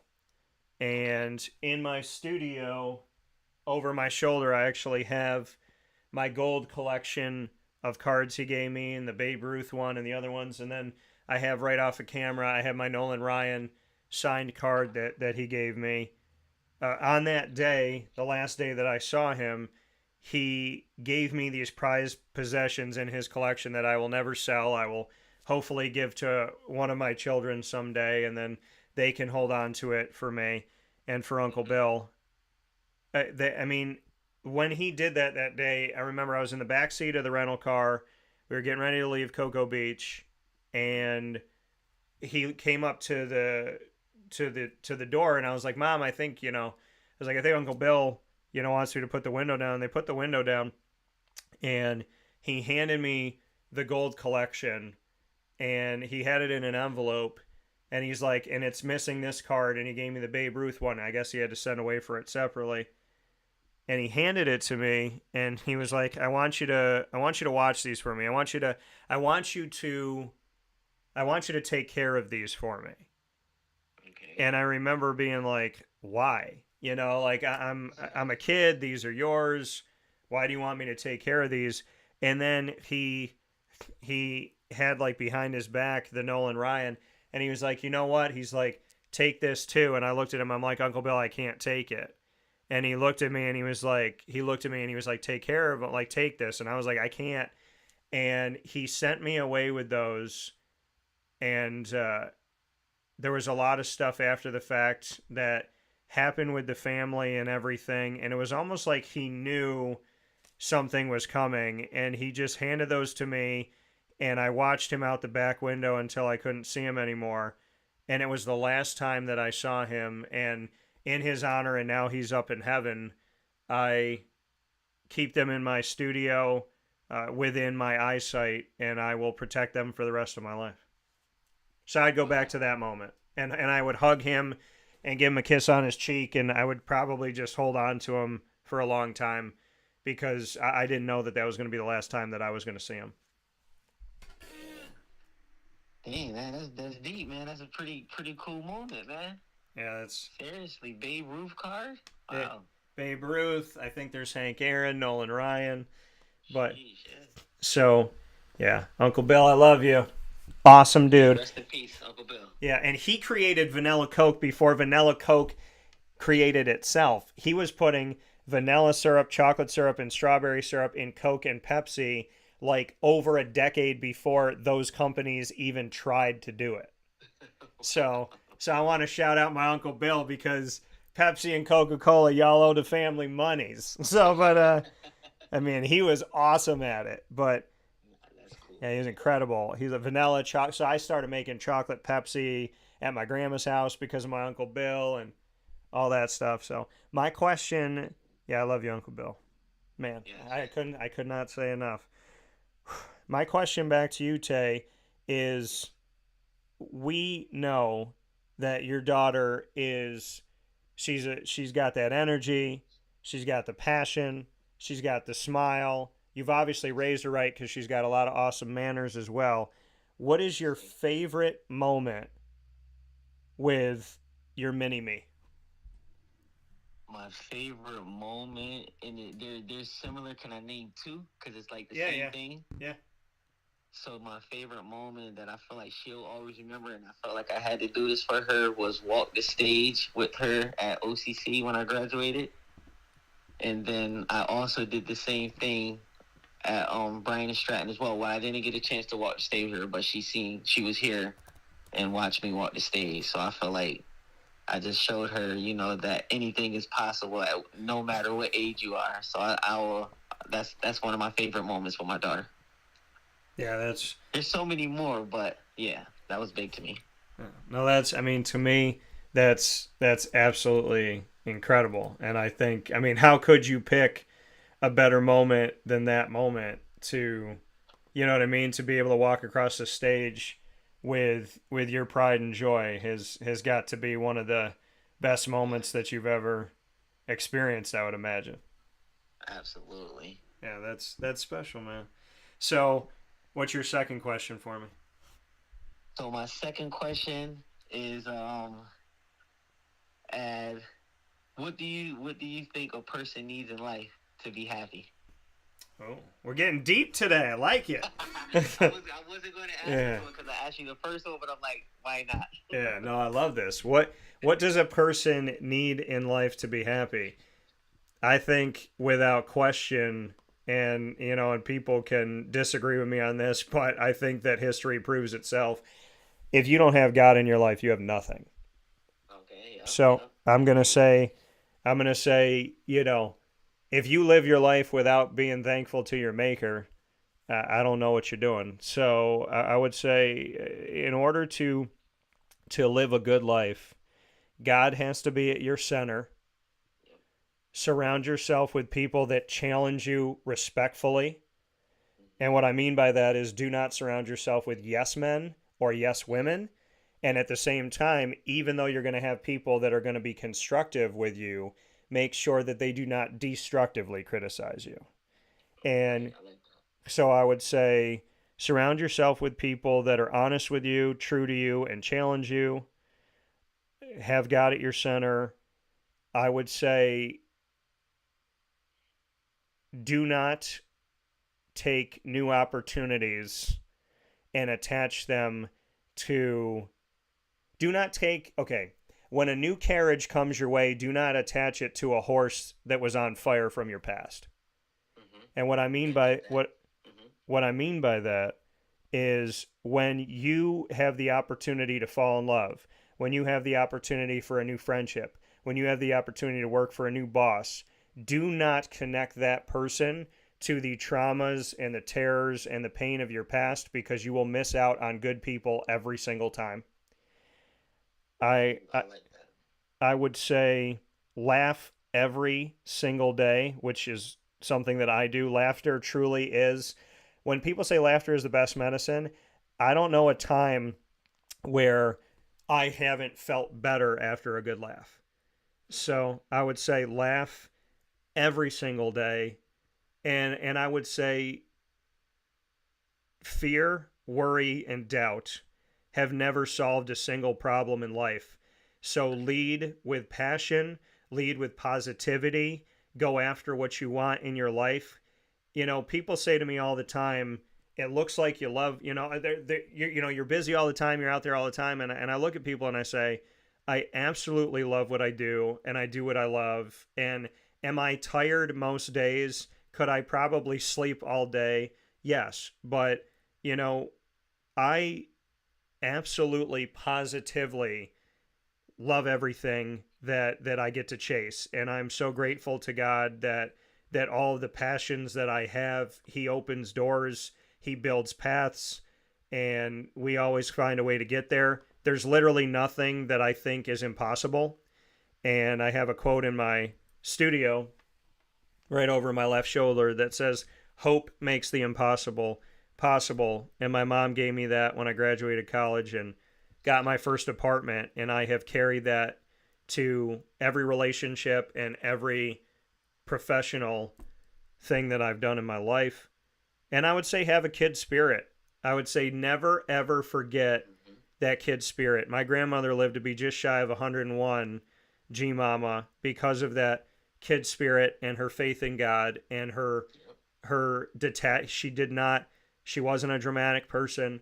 She laughed all the time. She gave good advice. She was very thoughtful. So, I would say honestly, if you want to be happy for the rest of your life, put God in the center, surround yourself with people that will tell you the truth in a respectful way, have a kid spirit, chase your dreams, believe you can catch them. And when you meet good people, romantically, friendship-wise, or business-wise, give them the opportunity to show you who they are, and do not connect them to the trauma of your past. I like that, Dan. Definitely. I didn't mean to ask those those deep questions, but yeah, those are good answers, bro. No, I'm happy that you asked them, because it's making me have to really... I like questions that are going to make me reflect on my life. And honestly, the questions you asked me today are going to have an impact on how I treat the rest of the day. So thank you for that. My question... changed the rest of my day, because now I feel like I got a few more things I got to attack now. No, I mean, hey, as long as we're helping each other, we're doing something. So my question back to you, Tae, is, okay, so I'm gonna stay deep with this one. As a single man in society, and you know me, and you know my personality, and you know I love deep, you know I love hard, and you know I'm a real person. Mm-hmm. What would be your best advice when it comes to love to me today? For you, I would say, just because society is crazy, with all the music and, everything that's the TV shows, everything television, they're making it so much harder to actually fall in love. So my advice to you is, and you're like a really funny, laid back, chill, outgoing, happy guy. So you want to find somebody that I feel like you can just, how they say, find someone that you can grow old with. Yeah. I feel like you got to do the opposite. Find someone that you can stay young with forever. Like stay young with. Because you're a young, energetic, you know what I mean? You don't want I feel like you want to fit with a person who's just really serious, and just you gotta find somebody who just wanna. What would you say? Have a kid? Have a kid soul or a kid at heart? You said something like that. Yeah. But that's how I feel, Dan. I feel like you gotta find somebody you can stay young with forever. Have fun with every day, smile, not someone who's just, I don't know how to say, uptight and just, like I'm a laid back guy. My girl, she's young and fun like me. Yeah. I love what you said with that, spitting some wisdom here, Tae Baker, saying not somebody to grow old with, but somebody to stay young with. I feel that. I feel that. I feel that. This clip is going to end up out there on the social media, but that's some good stuff. What'd you say? I said, yeah, get it out there, Dan. Yeah. The world needs to hear this, man. We gotta stay young forever, man. I love that. Not act childish though, Dan. I'm not saying act childish. I know. Mature, but still enjoy life, man. We don't gotta be old and miserable. Like I'm loving every day, every moment. I'm enjoying it. Yeah, I love that. Not somebody to grow old with, somebody to stay young with. Spitting knowledge. I absolutely agree. Your final question, Mr. Baker. What do you have for me? The last one, and this one isn't nothing too crazy, Dan. It was just, what age do you plan on retiring? When so God retirement change, man. So what age do you plan on retiring? When God takes me home. Hey, okay. When God takes me home. I like that though. Yeah. No, when God takes me home, man. Hey, listen. To me, what am I doing? I'm chasing my dreams, but I'm talking with people about the things that they're passionate about the things that they care about. I'm spreading honesty, humility, positivity, community, faith, spirituality. Like, when is there not going to be a time to spread positivity? When is there not going to be a time to spread comedy? When is there not going to be a time to show somebody that they matter, that they're heard, that they're valued? So when God takes me home, that'll be the last show until I do one in heaven. I like that, man. I like that. My question back to you, Tae. Yes, sir. Since we went so deep on this one, I want to know this. What is and you and I, we love music. So, and today's music, it's all about murder and sex. So that music could be thrown out the window. So let's go back in time. Tell me that song that like you can just turn on, like, if you're having a rough day or a great day, if you need a pick me up, or you need, or you just want to, you're on cloud nine, whether it's positive or adversity, good or bad, whatever's going on. What's that song that you can just turn on in the car, turn on at home, lay on the couch, close your eyes and be like, you know what? Yeah, this is the song that always just like pulls at my heart, gets me going. Like, what's that song? Because as I'm thinking about this, I'm going back to like Tony Tone. I'm going back to like to Nat King Cole and Natalie Cole. I'm going to Peebo Bryson. I'm going back to those people that just gave me. And one of the songs I love is "Can We Talk," which I had play on my Pandora when I was down in Florida a couple weeks ago. But what's that song, Tae, that you just feel like whatever your day is, this song always makes you feel good? Oh man, off top. I'm trying to think, because I don't really listen to music like as much as to when I need to calm down. Is more like podcast or something like that. But a song back in the day, and they were all like because I grew up off like Marvin Gaye, like, so all those type of songs were a little crazy, but like I don't know if you know the Marvin Gaye "Sexual Healing." Yeah, I know that song. I know that song. Yes, I do. Yeah, that's what I'm saying. Yeah. Like, I liked it back in the day. I know there were, like, the music nowadays is more, like, they're, like, turned up and very, like, sexual, like you said. And you know. But back in the day, I feel like the music that they used to play, like I grew up with my parents, were like helping you find your significant other. If that makes sense. Like it made you want to find like a beautiful woman, or you know, your husband or whatever. Because my parents been married for 20 something years, and I feel like the music has a lot to do with that. Like they're still married today. Congratulations to your parents. So yes, thank you. Yeah, and no, but like I know what you're saying, because you know, like the music that you and I listened to growing up, like it had like sexual, romantic, but it was like it was like it was respectful. You know what I mean? Like yes, today's music talks about sex, but music back in the day, it was, you know, it's what the best way for me to describe it is when one of those songs comes on, you have that reaction to most of them. You're just like, woo! So, you know, like, can we talk? If people haven't heard that, can we talk? As soon as that, can we talk for a minute? Girl, I want to know your name. Like, come on now. Come on now. So, and I'm an old soul, Dan. So me like too. Back in the day, that music used to want to make you look for love, I guess, and then the music nowadays make you want to look for, like we were saying, like sex. I don't know if that's the same thing, but yeah. This music today is crazy. Yeah, no, it definitely is. Jerry wrote in, said "At Last" by Etta James is what he would pick here.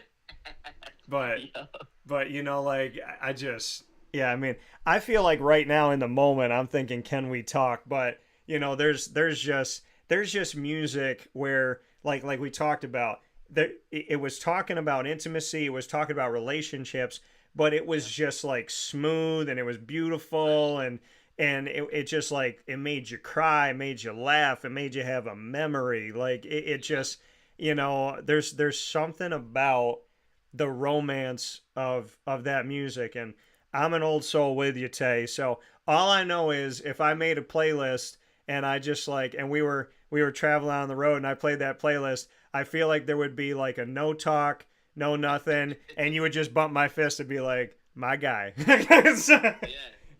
You gotta hear the music, like the face expressions my daughter make, like that. What is this that we're listening to? I'm like, this was the good music. This is the good music for your soul, you know? Yeah, that's why they call it soul. That's why they had that R&B music, that soul music, that music that just made you like, it made you want to fall in love. It made you stop. It made you want to apologize. It's I mean, End of the Road, you feel that. On Bended Knee, you feel that. You know, like there's so many songs, and I've refound some of these songs, and it's just the beat of it too. And like I think you get it. Like, is like you could have a ton of things playing, and then that one song plays that you remember from back in the day, and the beat comes in, and you just start moving to the beat. You can't help yourself. And I look at people, and I tell women this all the time. I'm like, if you don't know the music that's playing in my car, no man's ever loved you. Because if they, you getting at though. Yeah, because if they loved you, then you'd be hearing some of this soul. And if you're not hearing the soul, they didn't love you. They liked you, but they didn't love you. Yeah, they lust you. Yeah, they lust you, but they didn't love you. If you get in a car and guys play Lil Wayne, get out that car. And I like Lil Wayne, but I like Tony a little bit more. I like Montel Jordan. I like Brian McKnight. Ugh, man, back in the you know what I mean? The first Brian McKnight. You know. Yeah, like I mean, Luther Vandross, A House Is Not a Home. Like, come on now. Yep. So. Yeah. See, now I got chills. Now when I end the show today, I'm going to be sitting in the studio listening to music. That's what I'm going to do today. Yeah, that's what I'm doing the rest of the day, but to put some music on and finish, like I said, finish out this schedule, man. Reach out to a few coaches, players. Yeah. And enjoy the rest of this day, honestly. Well, get after it, man. I know you're doing a great job, and you always invigorate me and give me that positive energy. So I hope that you feel that coming back at you. Bobcat Buzz, Tae Baker, BSC Syracuse, Bryant Stratton College of Syracuse, women's basketball head coach. And as always, Tae, it is my pleasure, and I thank you for everything you do. I thank you for the passion and the positivity, and thank you for the questions today, because they definitely came on time, is what I'll say. Yes, sir, Dan, and I never get a chance to tell you, bro, but I appreciate you always showing me love. Believe it or not, you always put a smile on my face. I thank you for helping me getting through these interviews, because I know our first interview was, a little rocky, because I was, I'm nervous. I'm still nervous still today, but I got a little better at it. You make the interviews always, chill and relax. Yeah, and I just never get a chance to thank you for what you do for not just Bryant Stratton and myself, but for all the other colleges that you cover. I'm always tuned in with your interviews. I don't watch every single one, but when I tune in, I'm locked in, But, like I said, I never get a chance to thank you, so I appreciate you more than you know it, man. And I do have one question, Dan. Yeah. What's up? It doesn't have to be a Dan exclusive interview, but whenever you have time, would it be possible to interview my daughter for her business that she's trying to promote? Absolutely. I told her I'd ask you, man. Yeah, no, absolutely. It would be my pleasure. It'd be my honor to speak with her. So, no, anytime, man. You let me know. But let's make sure we carve out some time here, and you and I get together and we just go grab some food and hang out for a minute, because I'd like that. Yes, sir, man. And like I said, thank you again, and keep doing your thing, Dan. Hey, man, thank you. Coming from you, that means a lot, and I appreciate you tremendously. So, got to help each other out. Good people got to find good people, man. Absolutely. All right, well, listen, have a good day. Go get to that schedule and that recruiting, and I will be talking with you soon. Yes, sir. Take it easy, Dan. Enjoy your day. See you, Tae. Later. Thank you. That coming from Tae Baker one more time here on Wake Up Call with Dan Tortora, where sports meets life. Like, wow, I needed that today. God knows what you need. God knows what you need, and God always, as hard as it is for me to believe sometimes, and probably for you to believe sometimes, God's always on time. Always. See, I don't think God's on time because certain things that I want didn't happen, right? Didn't happen yet. Or happened a little bit, but didn't fully happen. God always comes on time. Always. There's so many things in my life where God has been on time. And I'm looking at this thing, looking at my watch going, well, what about this topic? And God's like, look at everything. Like, look at your conversation with Tae. Look at your conversation with Nate. Look at the support of Jerry. Look at the support of Alan. Look at the support of people watching and listening from Australia today. Look at the support of your parents. Look at the love of your dog. Miss Lily, my dog's up in heaven. Mordu, Cinnamon, and Shady. I mean, I've been blessed with not one good dog. I've been blessed with 4. 100%. Beautiful souls. My grandmother, I'm hearing her more now. I'm feeling her more now since she went up to heaven. And there's a purpose to that. So, God is always on time. Always. And you just got to keep believing that. Me included. We'll take a step inside of the Heritage Hill Studios, and we'll wrap up today's show right after this.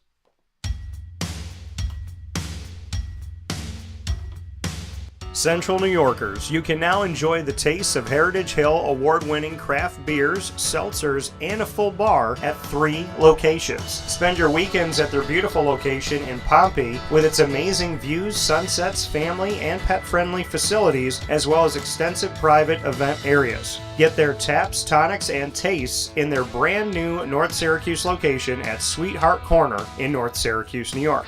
When flying in and out of Syracuse Hancock International Airport, make sure to visit their Palladino Farms location. At Heritage Hill, they believe in supporting our community and are excited to now meet you where you're at and where you're going with their local farm-raised tastes. Find out more information at heritagehillbrewery.com.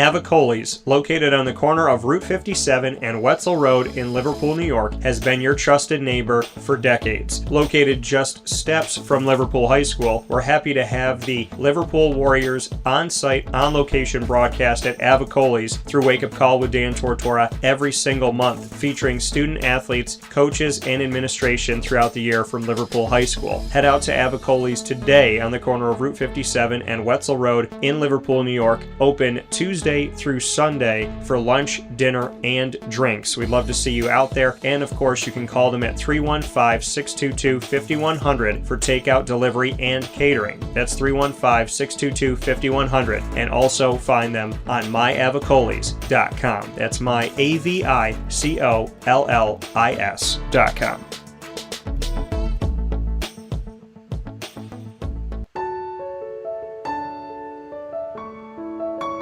Having peace of mind when you're out of town that your furry-loving friend is safe and sound means taking them to Canine Campground, because we all know that when it comes to the love of our pets, it goes well beyond the call of duty to make sure they're safe and sound. Right, Lily? So take a ride to 242 Johnson Street in East Syracuse, New York, and see Canine Campground and where your dog will be staying in the classic cabin, the executive cabin, the grand cabin, or of course the luxury cabin, because if you know Lily, you know she loves luxury. Now you don't have to wait to the last minute to find a family member or a friend that'll take your dog for a few days. Call Canine Campground at 315-299-4013. That's 315-299-4013. Their drop-off and pickup times are Monday through Sunday. Check K9campground.com for more information. That's the letter K, the number 9, and campground spelled with a K.com. K9campground.com. When you're going out of town, bring your dog to Canine Campground.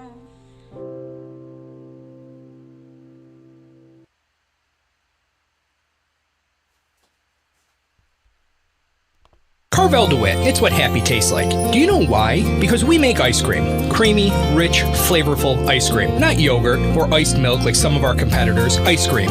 Fresh, by hand, daily. For the calorie conscious, we have something new for you. Our new Carvelite. Same great flavor, creaminess, and texture of our regular ice cream with only 35 calories an ounce. So whether you want an ice cream cake, flying saucer, dasher, carvalanche, hard or soft ice cream, we will satisfy your craving with our fresh, handmade regular or new Carvelite ice cream. Carvel DeWitt. It's what happy tastes like. The Wildcat Sports Pub in Camillus, New York is located on 3680 Milton Avenue in the Home Depot Plaza. It is your family-friendly sports bar and restaurant. Folks, some sports bars aren't family-friendly. Some family-friendly restaurants are not sports bars. The Wildcat Sports Pub in Camillus, New York is proud to be both. It is that marriage that you've been looking for years. The Wildcat Sports Pub is your home base for your sports bar and restaurant needs, games for the kids, indoor and outdoor activities, and enough things on the menu to come back every single week and get to try something new. They're open Sundays from noon to 8 p.m., Monday through Wednesday, 11 a.m. to 11 p.m., and Thursday through Saturday from 11 a.m. to midnight. For reservations and party information, call 315-487-2222 for the Wildcat family-friendly sports pub and restaurant.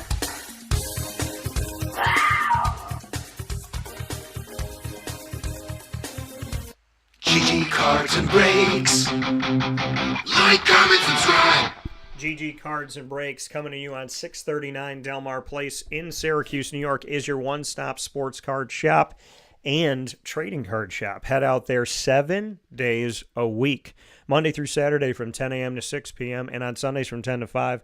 It is very hard to find a sports card shop and trading card shop that's open 7 days a week. It's even more difficult to find one with the customer service, the passion, and the excitement for cards. When it comes to GG Cards and Breaks, Anthony Campbell, Josh Gideon, the whole team, they love cards. They're not just selling them. There's people that have shops that just sell things, right? They don't know a lot about it. They just want to sell them. They want to get them out of there, right? Make money, make money, make money. These guys are passionate. They're excited. They're knowledgeable. They have years of experience within this, and it means something to them. So to me, when I'm spending my money, I go to GG Cards and Breaks because I want to go and support people that are not only local to my community, but they're people that care. They're people that know. They're people that are a part of it. It matters to them.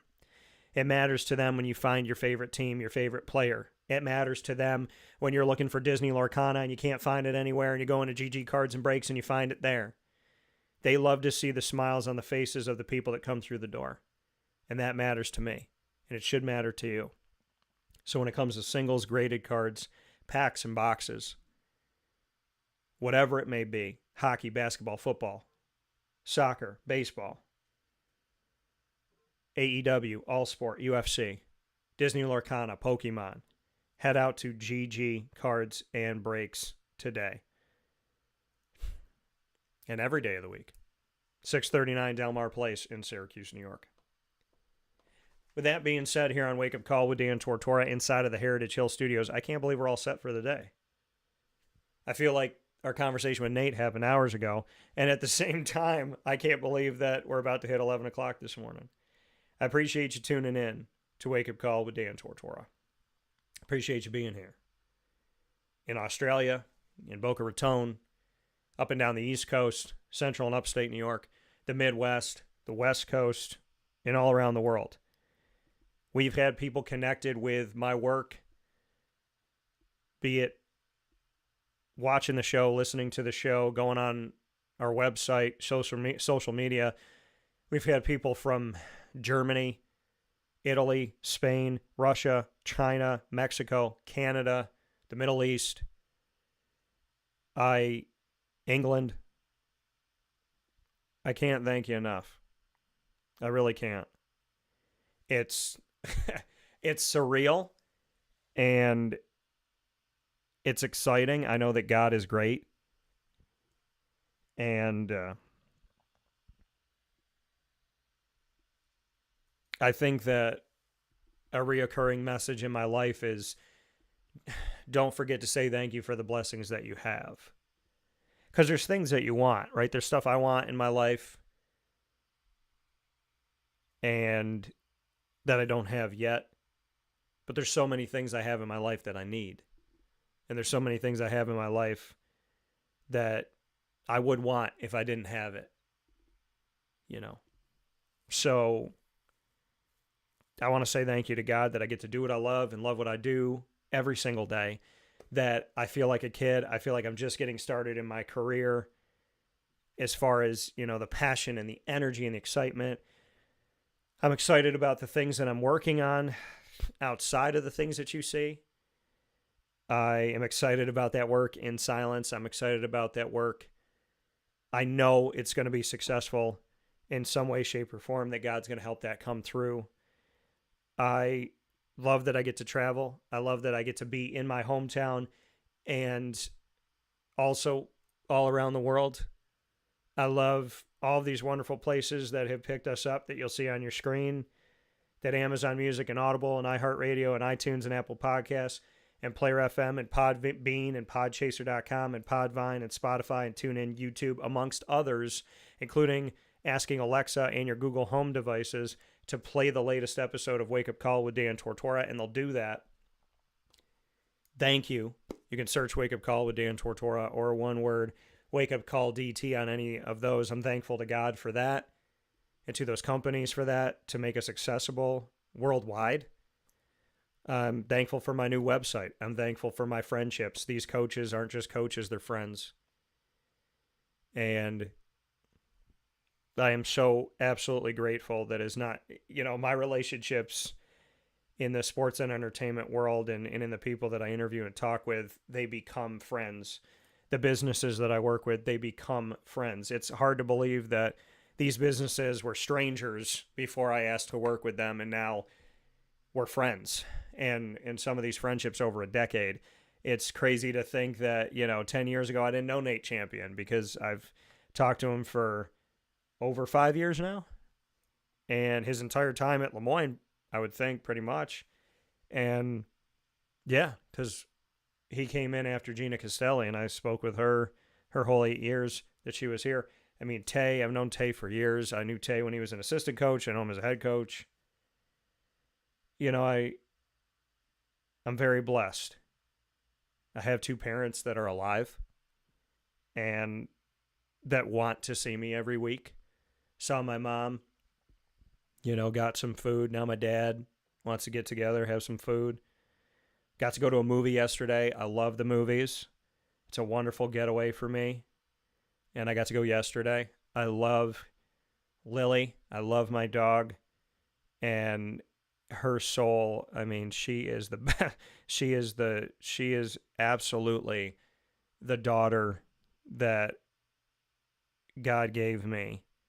And I, human being, animal, that to me is inconsequential and disrespectful. Her soul is my daughter, and I would choose her every single time. I'm very grateful.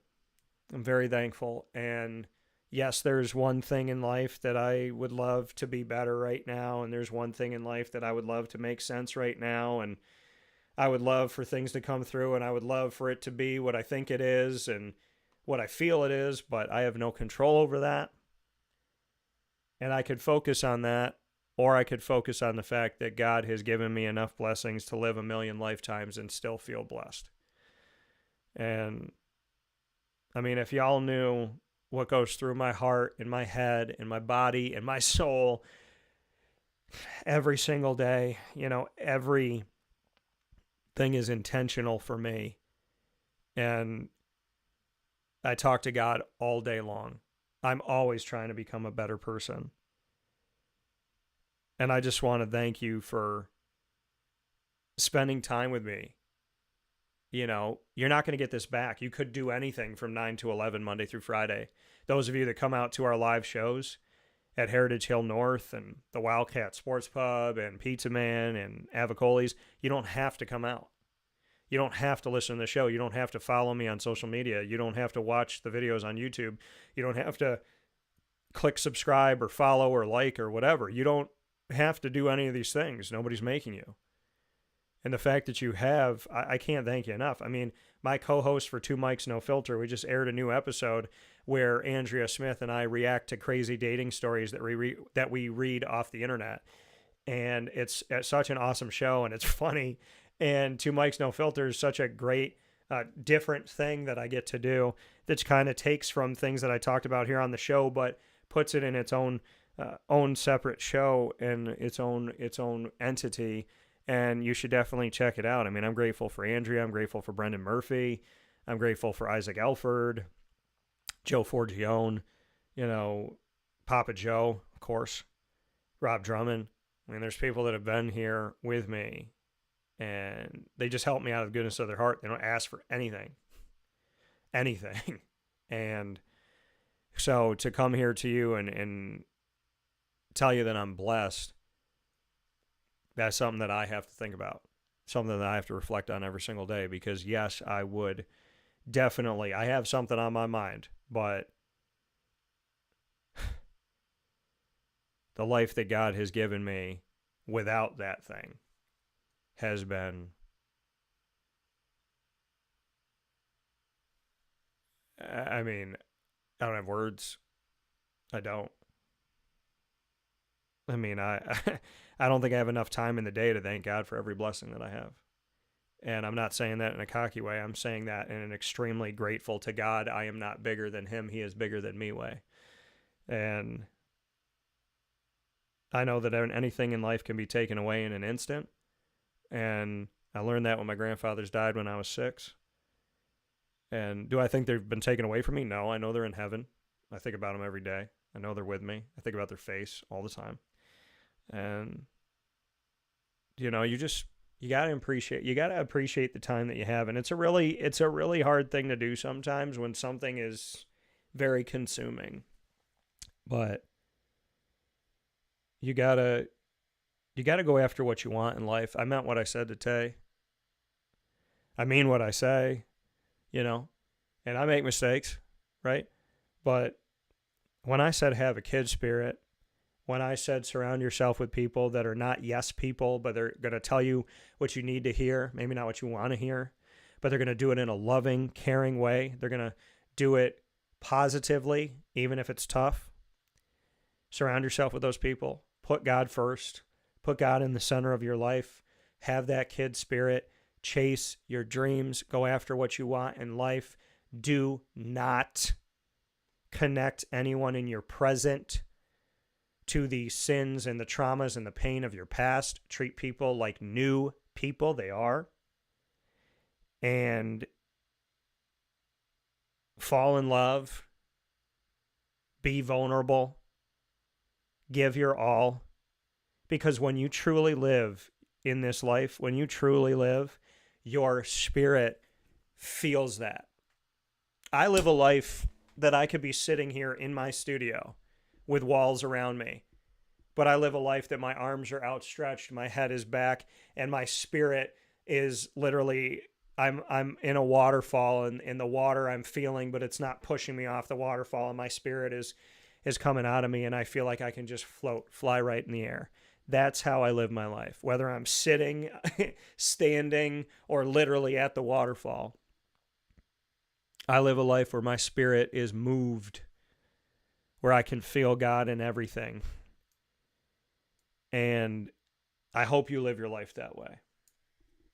I hope you live your life in a way where even if it isn't all what you want it to be, that you are always fighting to get everything you want in life, appreciating what you have, valuing everything that comes to you, and valuing everything that you went after.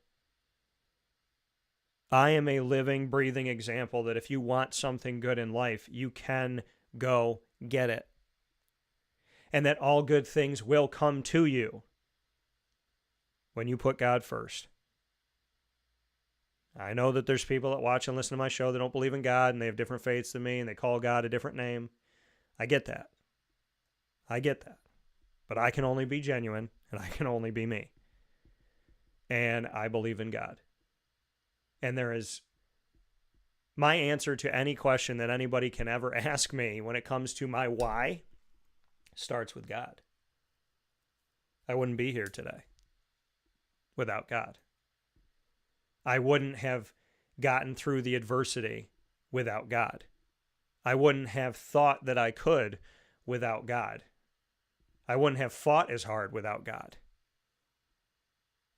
I can scream, I can cry, I can yell, I can get down on my knees and not know what's going to happen next, but I cannot do it without God. I can't. I won't. And it doesn't mean I always get what I want, but I get what I need. And I'm learning from God that things that he was trying to teach me 6 years ago, 10 years ago, 20 years ago, 30 years ago, I'm getting it now. I'm getting it now. That you just have to trust in God, and you have to trust in yourself. You have to go after the things you want in life. God is not going to hand it to you. You have to go after it. And while you're going after it, you have to trust God. Because the devil will bring people into your life. The devil will present paths that you should not go down.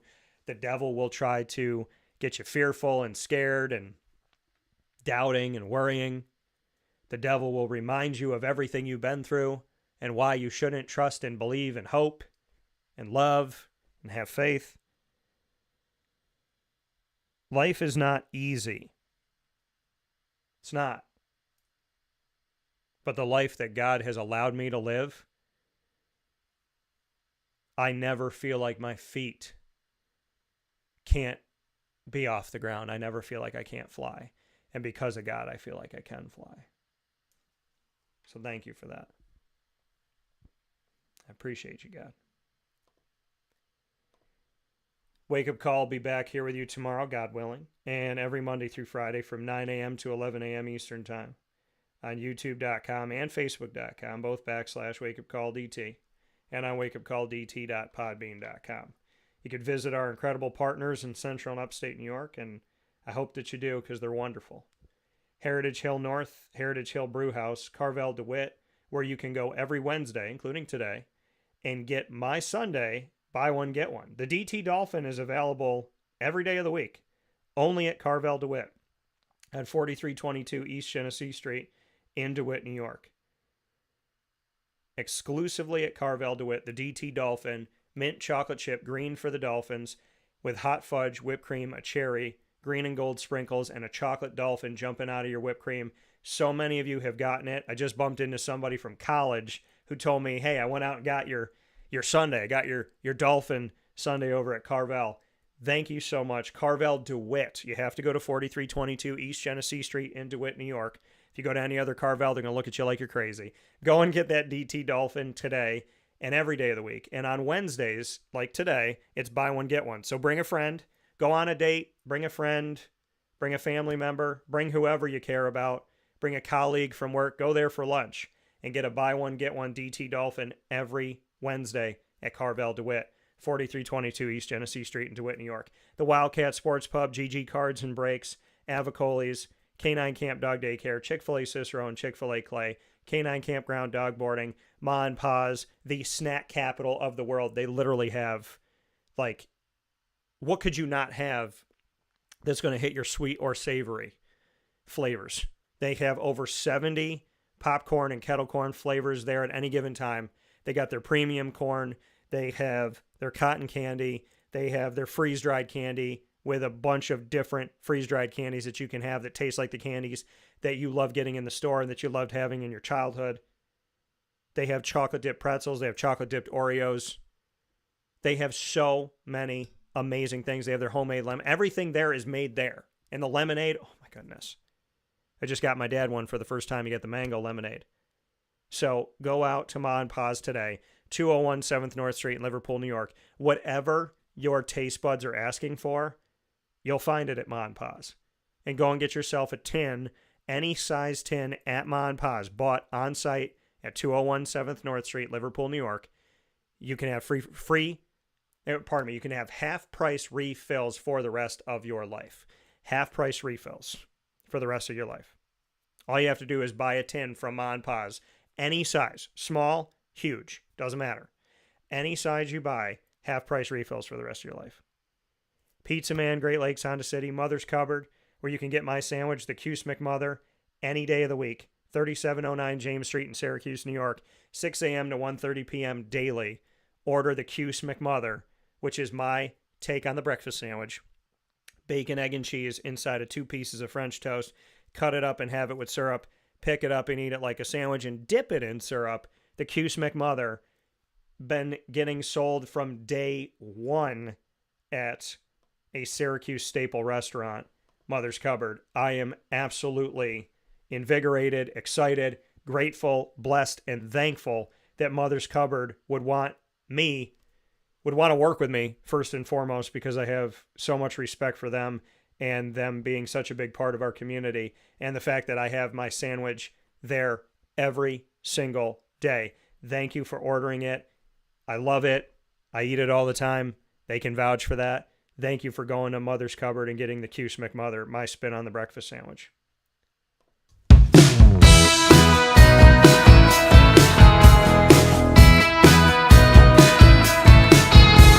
The LeMoyne College Dolphins are exclusive multimedia marketing partners with Wake Up Call with Dan Tortora. Find your Dolphins every single Wednesday during Dolphin time, like today. Wednesdays at 9 a.m. Eastern time. You'll find AD and DT and the Dolphin Dive, where we get to discuss the stories of student athletes, coaches, administration, future Dolphins, and alumni.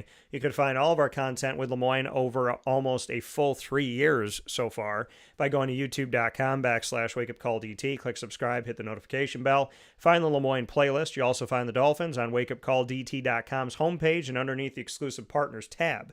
For more information, go to LeMoyneDolphins.com. Fins up.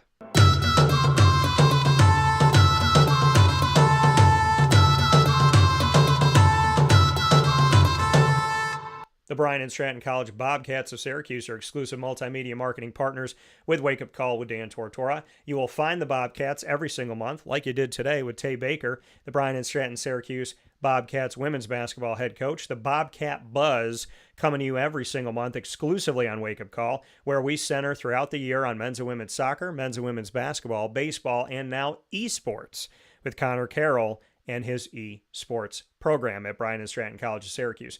They have 2 locations for their campus. You can find them on James Street in Syracuse, New York, and you can find them right off of Route 57 in Liverpool, New York, across the street from Avicoli's.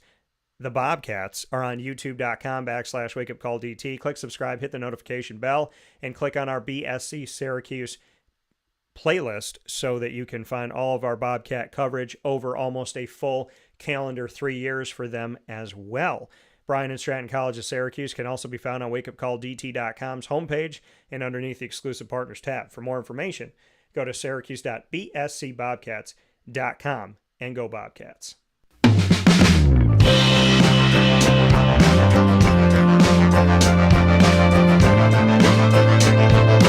The Binghamton University Bearcats are exclusive multimedia marketing partners with Wake Up Call with Dan Tortora. You will find the Bearcats every single month on Tuesdays, weekly at 10 a.m. Eastern Time in our specials that air monthly called Moments with Marshall, featuring Binghamton University Athletics Director Gene Marshall, and the Bearcat Break Room with student athletes, coaches, and administration. You can find all of our content, including our recent conversation with Senior Associate Director of Athletics for Communications, who spent more than 30 years at Binghamton University, that being John Hartrick. You can find all of those on youtube.com/wakeupcalldt. Click subscribe and hit the notification bell, and you can find our Binghamton playlist on our YouTube channel. The Bearcats are also on wakeupcalldt.com's homepage and underneath the exclusive partners tab. For more information, go to bubearcats.com and go Bearcats. With that being said, inside of the Heritage Hill Studios, I look forward to you heading out to the Brew House in Pompey on Sweet Road and to 628 South Main Street in North Syracuse, New York. Right next to the Applebee's, you'll find Heritage Hill North at Sweetheart Corners.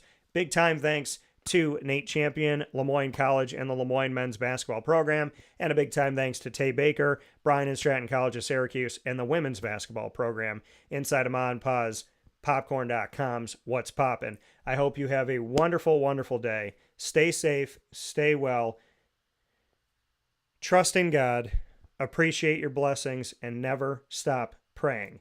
Facebook at Wake Up Call DT, X, the former Twitter, at Call DT, and Instagram at Wake Up Call _DT. Have a wonderful day. God bless. No stress. Do your